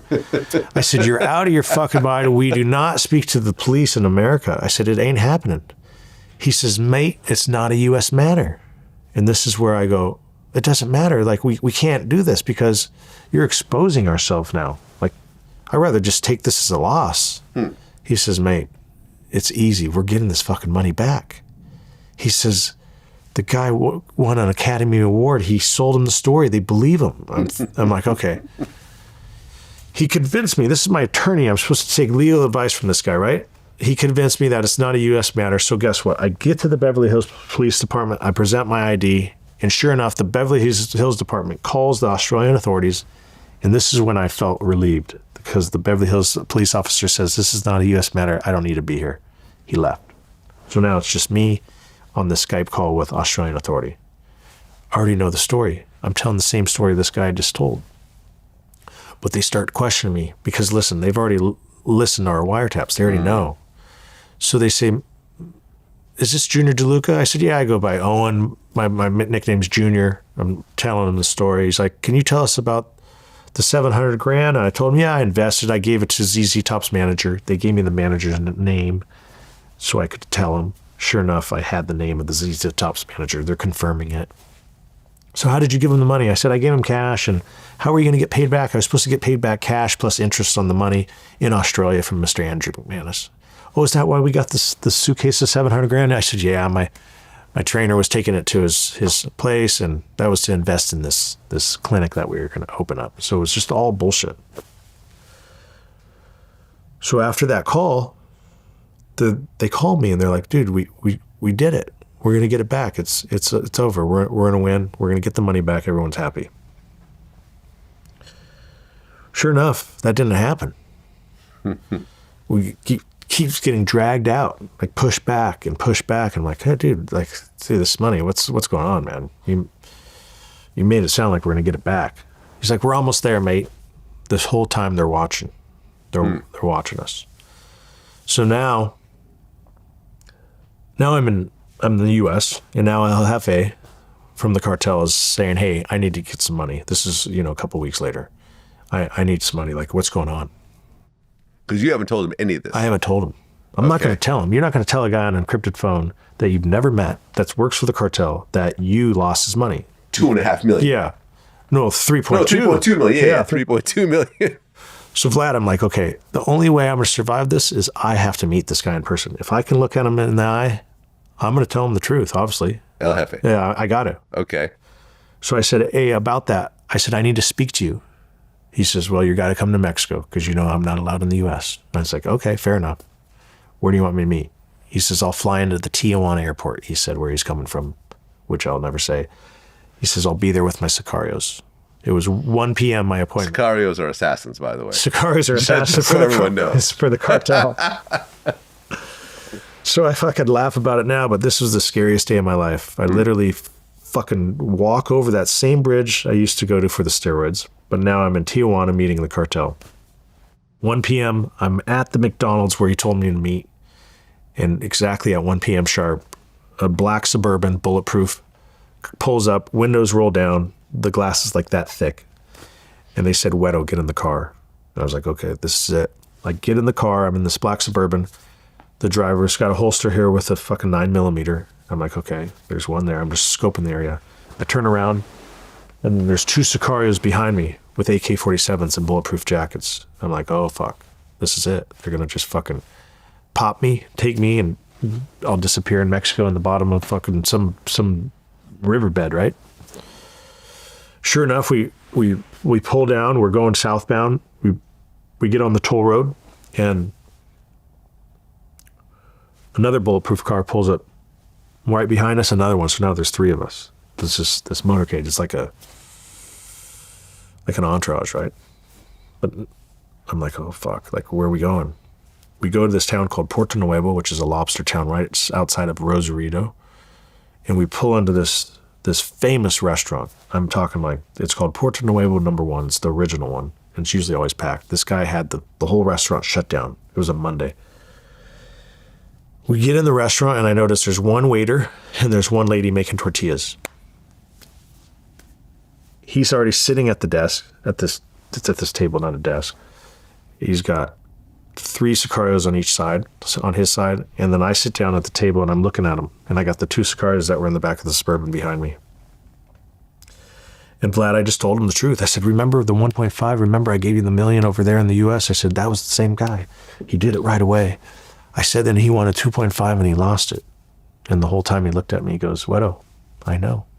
He already knew. You know how he knew? Because there was already newspaper articles about the money being picked off. So he knew that there was something that happened. And he looked at me, he says, Wedo, you know how we handle things in Mexico? The famous saying, plato or plomo. You know, it's either you pay me or you get, plomo means lead, which is the bullet of a gun. And he says, but good news, Wedo, I'm not going to kill you today. He goes, you don't owe me $3.2 million. He says, I'm charging you interest. You owe me now $4 million. And he says, you now work for the cartel. And right there, Vlad, I was so happy I was alive, right? I knew those 2 Sicarios behind me weren't going to shoot me that day. And people were like, wow. I was like, dude, if I didn't go into that meeting, guess what? He would have had me whacked. The guy you're dealing with, we're not going to say the cartel name or his name. How far up was he in that organization? A lieutenant. Lieutenant? Yes. So that's what? 3 levels down, maybe? 2, 3. 2, 3 levels down. Okay, got it. So he's not the top guy, but yeah, he still handles a lot of business. Correct. Right. A lot of business. Okay, got it. Okay, so now the cartel said you could pay it back. I get to pay it back. But he said, take 2 years off. Why did he say that? Because he says this guy's fucking causing problems, this gambler. He says, I'm worried about him. Huh. He's singing. He says, look at all this information. He's telling me. And sure enough, I'm doing Google searches, and there's these comments that no one should know except him. And now I'm starting to get a little worried because it's taking away from my time to make this money back. So he says, just go back to your gambling business. He says, run it like you ran it before you met me. And that's what I did. He's not worried about the $3.2 million at that very moment? Not at the moment. Wow. He told me that guy's going to be a problem. He told me from that day. You'll see later on how big of a problem he became. Okay. So at one point, that guy, Cipriani, actually goes to the FBI and does a proffer agreement, which gives him total immunity as long as he tells them about everyone else. So, but you don't know this is actually happening at the time. No. So what happens next? So we take those 2 years off. I'm running my gambling business. But those whole 2 years, the FBI was watching me. Unbeknownst to me, right? That second year, I'm literally figuring out, what am I going to do? How am I going to get this? How am I going to pay this off, right? And I'm messaging El Jefe time to time, like, okay, how do you want me to pay it? He says, guess what, Wedo? He goes, you no longer are going to move my cocaine in Australia. He says, you're going to move my product into Australia because you're not using my routes. He says, I'm not letting you burn my routes. He says, you have to figure out how to get it there. From the U.S. into Australia, which is talked about as the hardest impossible. Right. There's no tunnels that you can build. I don't have a submarine. I don't have a boat. I don't have a private plane. Yeah. I don't have any of those resources. And you don't have a lot of money on top of it. No, I'm just trying to run my sports book. So I literally say, okay. So I have a Kingpin now that I've already known from Australia that kind of got involved towards the end when we were getting this lawyer, this crooked lawyer. He says, I don't know who you were dealing with, man, but he told me, next time, if you ever deal with any kind of product coming into Australia, come talk to me. This big Kingpin, very famous over there. Organized crime for many years. And I did some research, and sure enough, he was the man. And I get to a place where I say, okay, I'm going to have to reach out to this guy, because how am I going to get rid of this product if I even get it in? And how am I going to get it in? And I remember he told me, he says, you know what? Let's meet somewhere off-site, because I can't come into Australia. I'm this wanted man now. I've got this investigation going. And he can't come to the U.S. because he has felonies in his record. So he's not allowed in the U.S. So what do? We decide to meet on an island called Vatulele in Fiji. And we fly into this island. And we're literally just brainstorming. I fly in there with my girlfriend and her friends, and he flies in with his wife, and we're just brainstorming, like, okay, how are we going to do it? Would you have any ideas? And I remember we were drinking wine at the time, Vlad, and we're literally, right when I drank the wine, I looked in the sun, and I said, that's it. I looked at the wine. I said, what if we brought it through wine? And he looked at me, says, what do you mean? I said, what if we turn the wine into liquid cocaine? And we put it into dark bottles so they can't see the white wine. He goes, I got a chemist. I said, do you think your chemist can bring it back from liquid? He goes, no doubt, that's easy. I said, this is what we're going to do. I said, I'm going to fly back to the U.S. I said, we have a town called Napa Valley. It's a famous wine town. Mm-hmm. And I said, I'm going to go there and I'm going to buy white wine and I'm going to find the darkest bottle. I said, I want the opaque black bottle. He says, okay. I said, I'm gonna ship this. He goes, okay, do what you can do. Let me know. So he has his encrypted phone. I have mine. We leave. I get back to the U.S. I have my runner go pick up 2 cases of this Napa Valley wine in the darkest bottle he could find. He comes back. We're in my warehouse where I have this construction warehouse where we have parts and bathtubs and fixtures for these houses that we're building. And I'm in there with my contractor and he's like, what are we doing? I'm like, we're pouring out all this wine. He's like, don't waste the wine. We're like dumping this wine out. And he thinks I'm crazy. I can't really tell him what's going on. And then I break it to him. I said, hey, I owe the cartel, bro. I said, you got to help me. I said, every kilo you help me with, I'm going to give you $1,000. And this contractor I was in his pocket. He got caught with his hand in the cookie jar and he took a little of my money. So I had him work it off. And he said, okay, let's do it. So we get into this bathtub and we're literally, El Jefe sends 10 kilos. And we break them down in this bathtub and we buy Everclear, which is like 150 proof alcohol. And we're dumping this Everclear into the bathtub and the Coke's disintegrating. And we're in there with I got this oar that you use for like a stand-up paddleboard. And I'm in there with this oar and I'm breaking it down. And now I got all my wine bottles lined up. And I take this funnel and I'm funneling this liquid cocaine back into the bottles. And I buy this cork machine online where you put it in and it's this corking kit. And it drops your corks in and then it gives you this little red wax that you put on and it melts over the cork. So it looks like a brand new wine bottle. I wipe them down with alcohol. I put them back in the boxes and I have my runner. I say, go back to Napa Valley, wherever you bought this wine. I want you to put the same address and I want you to go to the closest DHL. And I said, put this as samples. I told my mate in Australia, I said, hey, give me a bottle shop. In Australia, a bottle shop's like a liquor store, wine store. He gets one of his mates to give him an address to one of their bottle shops. So now I got these samples going into Australia from Napa Valley. It looks normal. No one would suspect anything. 6 days later, I get the encrypted message, mate, it made it. I'm like, fuck yeah, it made it. He gives it to the chemist breaks it down, he gets 95%. So you do the math on 10,000 kilos, he got 9,500 grams, right? So there's 1,000 grams in a kilo. Mm-hmm.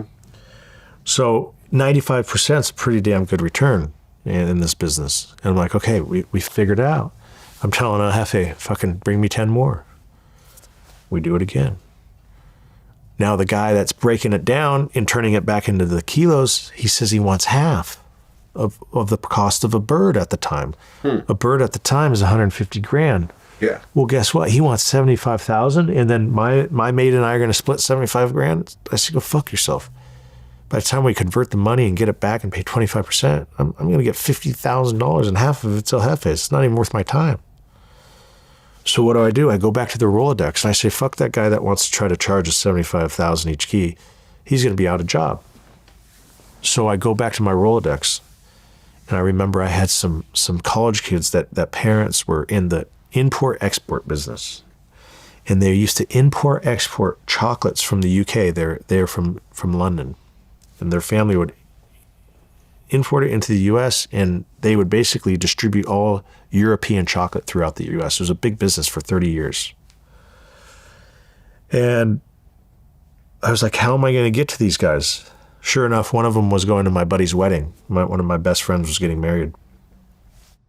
And this fraternity kid was going. And I said, I'm just going to have to go offer him some money. So I go to this wedding, and I sit him down. I said, Nate, I know your wife's high maintenance. I see her Chanel bag or Louis Vuitton shoes. I said, what would it be like for you to get $50,000 cash every month and you don't have to do anything? He says, what do you mean? I said, I need your expired chocolate. I said, I know you run your parents' chocolate business. I said, give me all your expired chocolate for $50,000. He says, I got pallets of expired chocolate. Come over. You got it. I'm like, there it is, $50,000. I said, Monday, I'll have $50,000 for you. We'll talk when you're sober. He was hammered. He's like, no problem. We meet at Starbucks on Monday next to his warehouse. And I bring the $50,000. Put it right there in front of him. He goes, what do we got to do? I said, just give me your expired chocolate. Actually, at 6 p.m., you know what you need to do? You need to leave because I'm going to come in with my crew and we're going to do our thing. He goes, no, for $50,000, I want to help. I'm like, fuck, man, I don't want to get you involved. He's like, I want to help. I said, all right. 6 p.m., I show up. We bring 10 birds.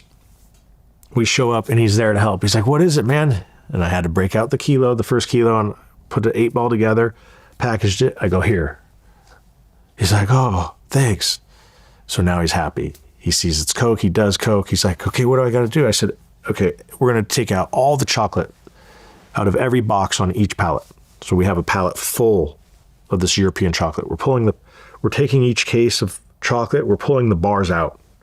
I said, we're going to put the kilos in. We're going to put the bars back on top. We're going to package this pallet the same way.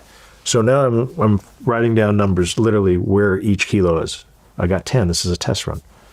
Okay, boom, 13, row 15, row 17, and I'm numbering it. Okay, wrap it up. I said, you need to, on Monday, I want you to ship this pallet coming from your chocolate company going to Australia. This company's been around 30 years. They're not going to look into this. So what happens? We ship it. It arrives in the port. My buddy calls me. He says, mate, we got a problem. I said, what do you mean we got a problem? He goes, mate, there's no fucking cocaine on this pallet. There's just fucking chocolate. Wow. I go, okay. I go, wait a minute. I said, I pulled out my clipboard. I said, box 13, box 15, box 22, box 24. He goes, holy shit, mate, you're a genius. It was there. He just didn't know where to look. Okay. So I made it. I was like, fuck yeah, I did it. Like I figured it out. So I found my new way that we're not going to be taxed from some guy bringing this stuff back. So literally, this is in like end of 14, and now we're paying the cartel back. Mm-hmm. And I want to say about August, we pay him back completely. Really? 2015. You $3.2 million. Well, I paid him $4 million back. Oh, so yeah. Remember, interest? I had the interest. Oh, yeah, I had the interest on me. They charged me interest. Okay, but so I'm fine. I'm fine with interest. I'm alive, right? Okay, yeah. Right. So you pay back the whole $4 million. Pay him back. Okay. He asked me the $1 million question. What do you want to do, Wedo? No, well, guess what, pal? I want to go make my money now. I feel like I owe this guy, right? He let me live. Like, how am I going to just say no? I'm going to stop. I'm done, right? Which would have been the right choice at that point. At that point, yeah. I've had 9 lives, right? And I was like, you know what? Fuck it. Let's run it. Like, I wanted to make him happy. I was literally good at this job. I was figuring out ways to get this product into this country that's impossible to get it into. And I'm an adrenaline junkie. I played for that rush. And we keep going. Now, unbeknownst to us, we're having trouble getting the money back. A very common problem, right? The ways he was bringing it back it's stalled out. Well, remember how I told you everything has been wiretapped? Mm-hmm. Well, they understand that they're obviously, the feds are listening to the wiretaps, and they understand that we're having problems with getting our money back. So what do? The feds send over 2 undercovers to Australia, and my mate's on this yacht party. And unbeknownst to him, he's drinking beers, and these guys come over and they start talking shop, and the guys are like, yeah, we're in the business. And my boy's like, what business you in? He goes, we move money. We move money for, big cartels and drug dealers. And he's like, my buddy's like, well, what do you charge? He's like, oh, we charge like 12, 13 points. And my buddy's like, dude, you should meet my boy in the U.S., right? He said, this guy's a big bookie, and he's always moving money. And he says, in fact, you know what? Let me give you 10 grand right now, and next time you're over there, why don't you just bring it to him? And so my mate, he emails me on the encrypted phone. He says, mate, he goes, we found someone to help us. I was like, cool. Who is he? He goes, I don't know. They're going to meet you. They want to play golf with you. I'm like, cool. Let's do it. So they show up. We meet them in San Diego. We got 2 Swiss bankers. One is then the third guy's from Hong Kong. He owns a bank, supposedly. And they're talking shop, and they're like, yeah, we charge 12.5 points. I'm thinking to myself, well, fuck, that's like half of what the industry standard is.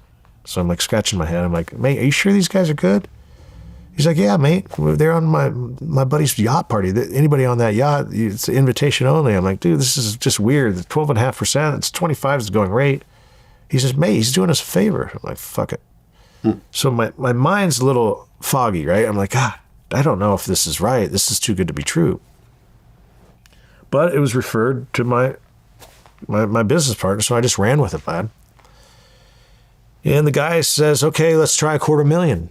So my Australian contact gives $250,000 in Australia, and literally in 24 hours, this guy meets me for another round of golf minus 12.5%, and he gives me, the 250 minus the 12.5%, like that. I'm like, mate, these guys are good. Next time we do $500,000. 24 hours later, we're golfing, and I get my fucking $500,000 cash minus the 12.5%. Now I notice these guys are using their encrypted phones. So in my mind, these guys are obviously in the game. Anyone in an encrypted phone is in the game. And then I noticed when they're on the golf course, they're calling their bookies and putting bets in. So I go, fuck, that's a customer I need to get. Like, who do you guys bet with? Why don't you bet with Betodog? Let me give you an account right now. I'll give you a line of credit for $100,000, right? So I give them a line of credit. They're betting on my website. They're drinking cocktails with me. These are the feds. These are the feds. Okay. Right? I don't know, right? Right. I don't know. It's the feds. And then I go, I remember once I saw that encrypted phone, I was like, okay, these guys are one of us. Next week, they said, hey, our route our boy got picked off with some of our work, but we need to try a different route. Do you think you could sell us some work? Some work's cocaine, right? And I go, yeah, what do you need? He's like, just give me 5 birds, 5 kilos. So I have one of my boys deliver 5 kilos, and they pay us the cash. And next thing you know, we're talking about a new transaction. And he goes, let's play another round of golf. And I remember after I did that 5 kilos, El Jefe told me, he says, that round of golf you're playing, after the 5 kilos. He says, that round of golf, you ain't playing golf. He says, you're playing golf with the feds. Huh. He told me. He already knew it. He already knew. Okay. He says, there's no way in hell someone's going to charge 12.5% when the rate's 25. He says, this is how they get you.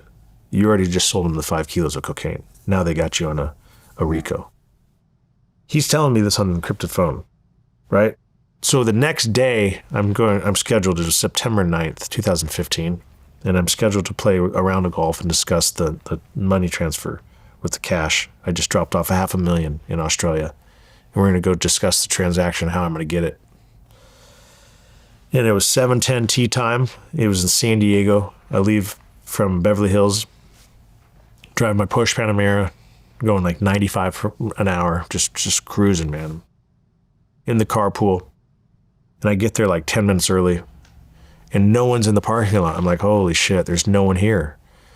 And I get on the encrypted phone, and I'm like, hey, mate, I'm here. And he's like, hey, I'm in the clubhouse. I'm like, man, this is just a weird feeling. And I get out of my car, and the caddy pulls up, and he's in the golf cart, and he's like, hi, Mr. Hanson, how you doing? And he was nervous, right? He was stuttering and he was shaking. I'm like, oh, damn, what's the matter with this kid? I said, hey, man, where is everyone, caddy? He's like, I don't know, Mr. Hanson. And I'm like, fuck, this ain't a good feeling. And I literally give him my golf clubs. And I walk around on my passenger side where I have my man bag and my encrypted phones and my cash that I'm going to gamble with. And I grab it and I turn around, and 15 undercover agents come out of the bushes, a helicopter in the sky, FBI, and the Australian authorities are there, and they handcuff me. And that money launderer ended up coming out in handcuffs. They had him handcuffed. And he's like, "Don't say shit, Owen. They don't got nothing on us." And I'm thinking to myself, this motherfucker thinks I'm some idiot. This is the feds, right? This is what it's all rouge. They're playing me. And sure enough, they get me in this interrogation room, and he's sitting over there. And he's like, "Don't say shit, Owen. They got nothing on them." I'm like, man, this guy's playing me. And they're like, "Mr. Hanson." And then when I heard the Australian accent, I knew my life was over, because the whole time, Vlad, I was like, man, if this is just for the bookmaking, I'm okay. I'll do like 1 or 2 years. But as soon as I heard that Australian accent, I knew this was regarding the cocaine. And I was like, this is it. My life's over. Well, right. Because originally you got arrested on drug charges, but then a few months later... 3 months later, we got RICO'd. You got RICO'd.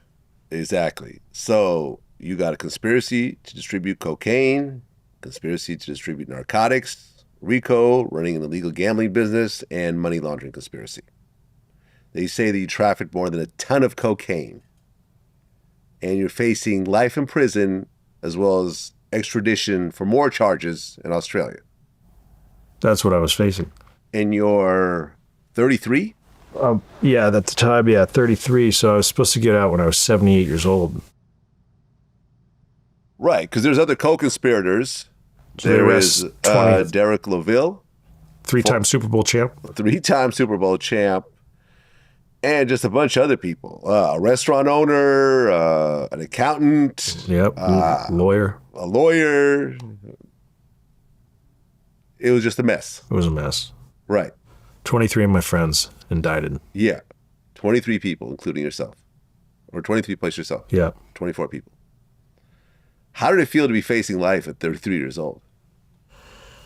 Man, it was a tough pill to swallow. I'll tell you that. You know, you think to yourself, man, maybe I just end it, right? Like, just figure out a way to get some heroin from the guys in prison and maybe just put it in my... So you really consider suicide?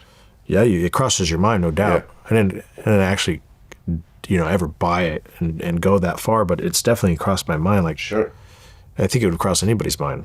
Okay, so the case progresses now after everyone gets arrested, and a bunch of co-defendants plead guilty. Are they testifying against you at this point? Boy, yes. My lawyer says, just look at it this way. Everyone on this case is telling on you. He says, you're the top dog, you're the kingpin, you got charged with a kingpin statue. The only way they're going to get out of this is if they tell on the boss. Because at this point, I'm taking it to trial. Okay. I have no choice. Did they offer you a plea deal? 30 years. Okay. Not the greatest plea deal. Were they trying to get you to cooperate against El Jefe? First thing they did. Okay. That's the rule. They say, hey, we'll allow you right now to come out of prison.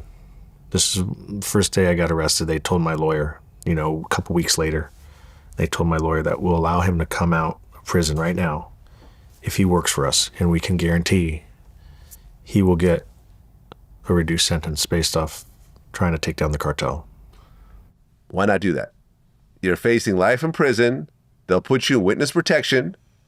The cartel's a cartel, but witness protection is also pretty serious. Just do you want to live like that the rest of your life, knowing that you have to worry about the cartel coming after you? At the time I was dating a woman that was from the same area as the cartel I was working with. I didn't want to put their life in danger. I don't want to put my father's life in danger. You got to remember, they got everything on me. Right, but there's also life in prison. There is life in prison. Right, which is, I would rather live worried about the cartel than doing life in prison. I'm just saying. I just don't see a judge giving someone life in prison for a first-time offense. That's how my mentality works. A ton of cocaine? Come on, man. It's a ton of cocaine. A ton. It's not a kilo. It's not a slap on the wrist. Okay. Like I said, the first... Don't sell any more tons. Here's probation. That's a ton of cocaine. Like I said, the first plea deal was 30 years. That's not a great plea deal. not a That deal. shows you how serious it is. It's definitely not a deal. Okay. So you take it to trial. Now, while you're locked up. I don't take it to trial. Okay, well, hold on. While you're locked up, you're still running this drug operation on cell phones? That's what they say. Okay. Can you confirm or deny No, that? I'm not going to confirm. Definitely not running a drug operation. Okay. No, the sports betting operation was definitely running while I was incarcerated. Got it. No, I wasn't behind it, but it was definitely running. Okay, so does it go to trial or what happens? We ended up taking a plea deal. So you did take a plea? Yeah, I took a plea deal. Okay, that was 21 years. So what happened was the plea deal was there. The government was going to ask for 19, and my lawyer was going to ask for the mandatory minimum on the cocaine charges 10. Most of the time in courts, it's called splitting the baby. The judge usually says, okay, the prosecution's asking for 19. The defendant's asking for 10. Splitting the baby means they'll put it like right at 15. Right. We knew that going into it. And we're like, fuck it. If we can get the baby split at 15, he goes, you're going to do 15. He goes, you get a little good time. He says, halfway house, you do the drug program, you'll probably be out in maybe 12 years. I'm like, hey, let's split the baby, right? That's all I was thinking, split the baby. We go, and unbeknownst to us, the judge wasn't too happy with me. About 2 weeks before, I wrote a letter to my accountant, and I gave my letter to my attorney. And I wrote my accountant saying, hey, mum's the word. You got my bullion. I know you got $1 million in my bullion and you got some cash in mine. I said, do me a favor. Just hold on to it. I'm going to go do some time. Just hold on to that for me. Gave it to my lawyer.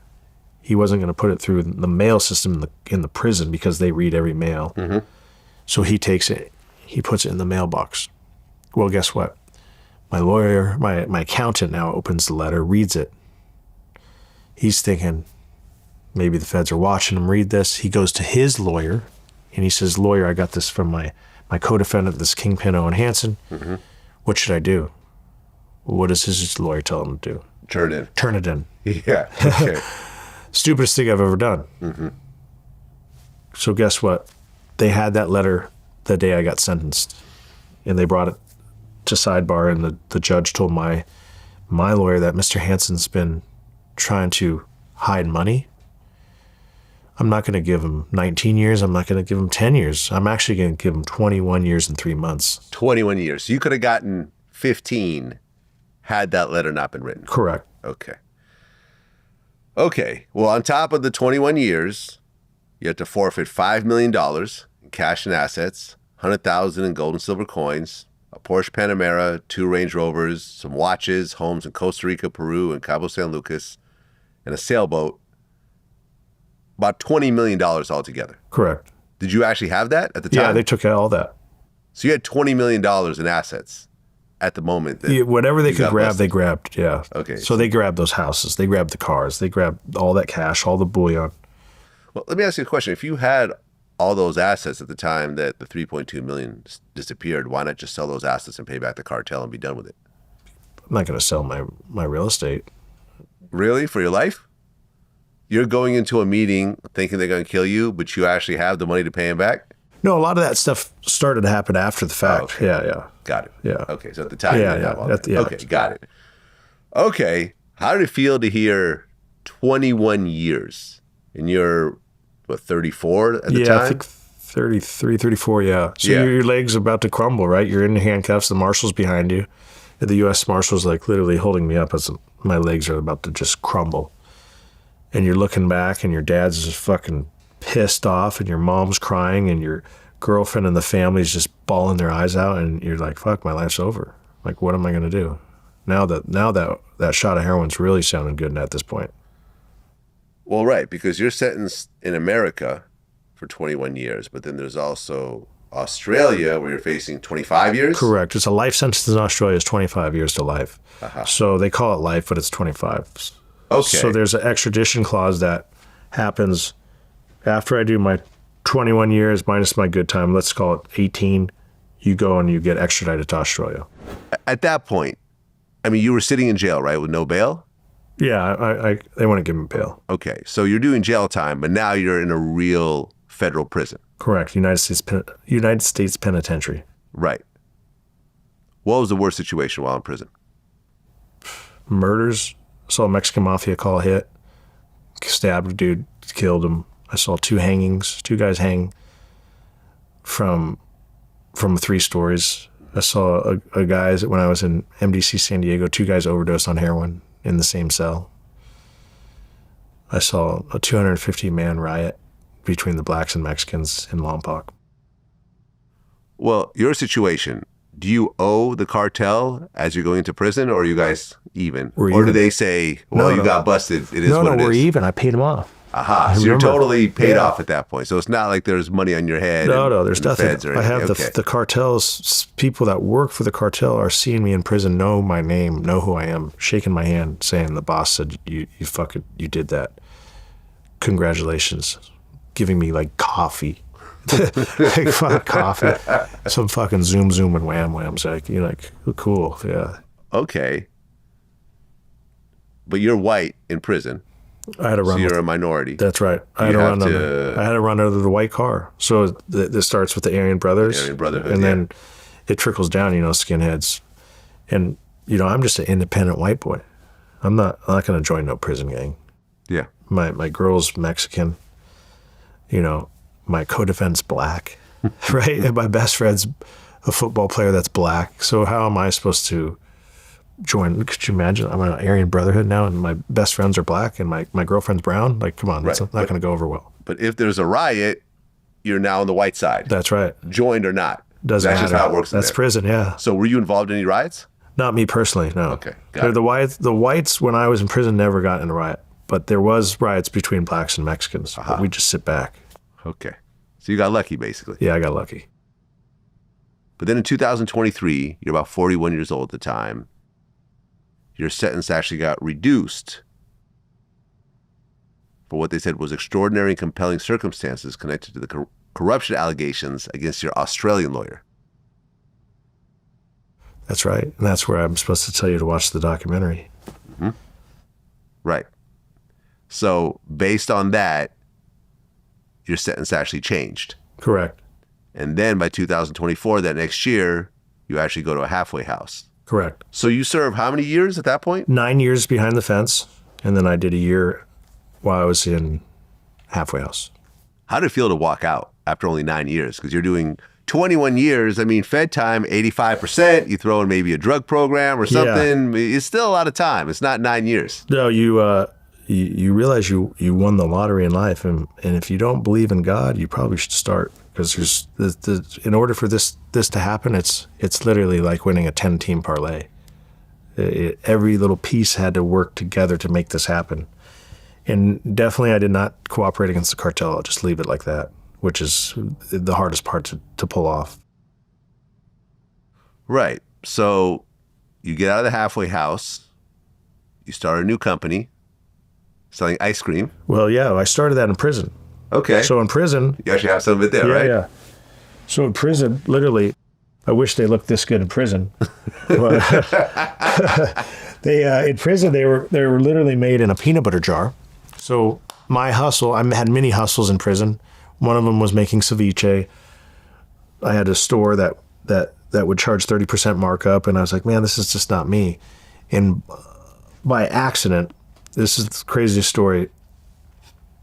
Every day I would make a protein shake. And the way I made a protein shake in prison, I would put it in a peanut butter jar, and I'd fill it up with, we get a bag of milk every day for breakfast. And I would bring the bag back of this milk, and I'd pour it in this peanut butter jar that's empty. And then I'd slice bananas, because Mondays and Wednesdays we get bananas from the chow hall, and I'd slice them up. And then at commissary, you get to buy 7 protein shakes a week. That's it, 1 a day. And I'd buy this protein shake, and I'd pour it in this milk, slice bananas, drizzle some peanut butter, I'd shake it up, and I'd put it on ice. And we don't have refrigeration, so you put everything on ice. And I put it in a mop bucket, because that's our refrigerator. A mop bucket. A mop bucket. And I put this protein shake buried in that mop bucket. And one day, my cellie goes, hey, we got a problem. The ice machine's out of ice. It's broken.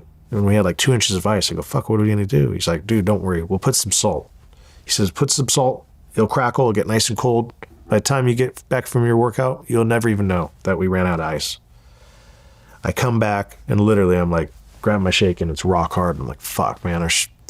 dude, you told me it was going to be cold. He's like, fuck, just eat it, man. Who cares? He's like, take a spoon. I'm like, dude, it's like fucking ice cream. I said, wait a minute, it's like protein ice cream. He says, you're onto something. And he knew I was a hustler. I was like, dude, I'm going to sell this. Like, there's nobody in prison that sells ice cream, right? And then everyone in prison works out, right? So now I'm selling something that has protein in it. And they're like, you're not going to sell it. I said, I'm going to sell it. I'm going to sell it for $15 a peanut butter jar. And everyone looked at me like I was crazy.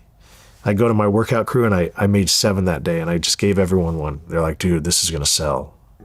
So that became my hustle. I remember the next day I made 14. The next day I did 21, and I'm selling them for $15 a peanut butter jar. Now, guess what? I'm like, fuck, how big can we take this, right? Now I'm using everybody on my cell block making ice cream for me. They're like literally just making this shit.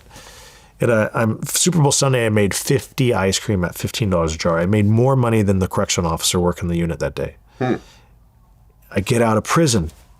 What do? I go to my Rolodex, and I remember I had a friend named Roland. He was a gambling client of mine. He was this Russian Jew from Miami. And I was like, dude, I'm going to call him. I'm going to tell him I'm out of prison. Maybe he can help me. And I had this idea, since I was making the ice cream, I was doing some background checks, and no one had a protein ice cream. And I knew Roland was a very successful entrepreneur. And I called him, and he says, man, you're out. Congratulations. What can I do? How can I help you?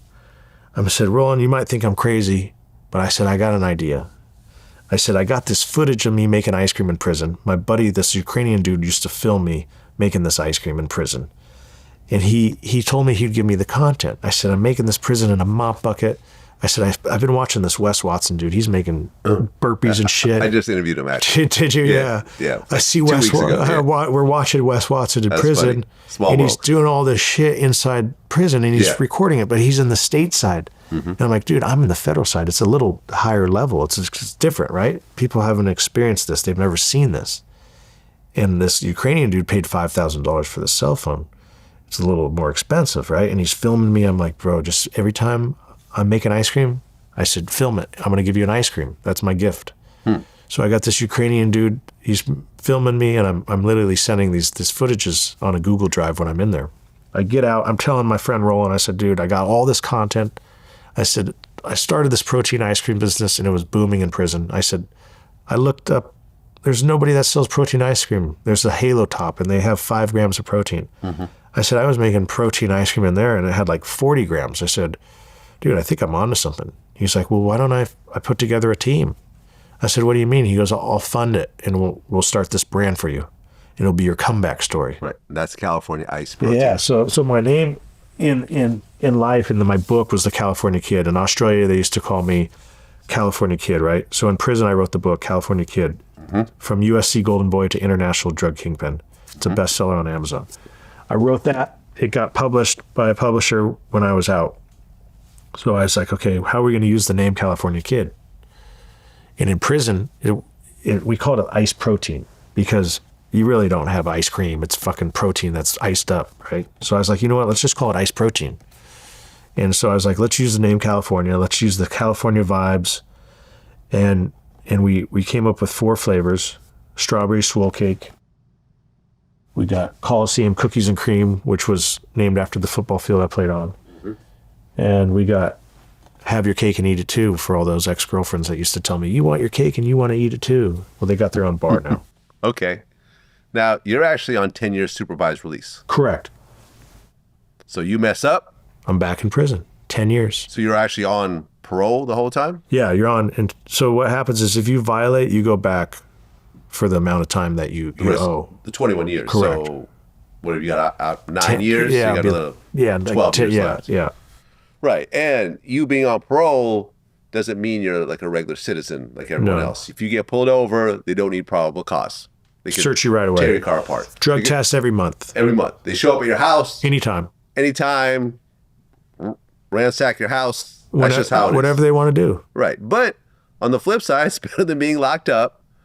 And as long as you don't do anything illegal, there's no problems. Exactly. And I'm not doing anything illegal. I'm selling a lot of ice cream. Yeah. And then you start working with Mark Wahlberg, who produced your 3-part series, Cocaine Quarterback, Signal Caller, for the Cartel.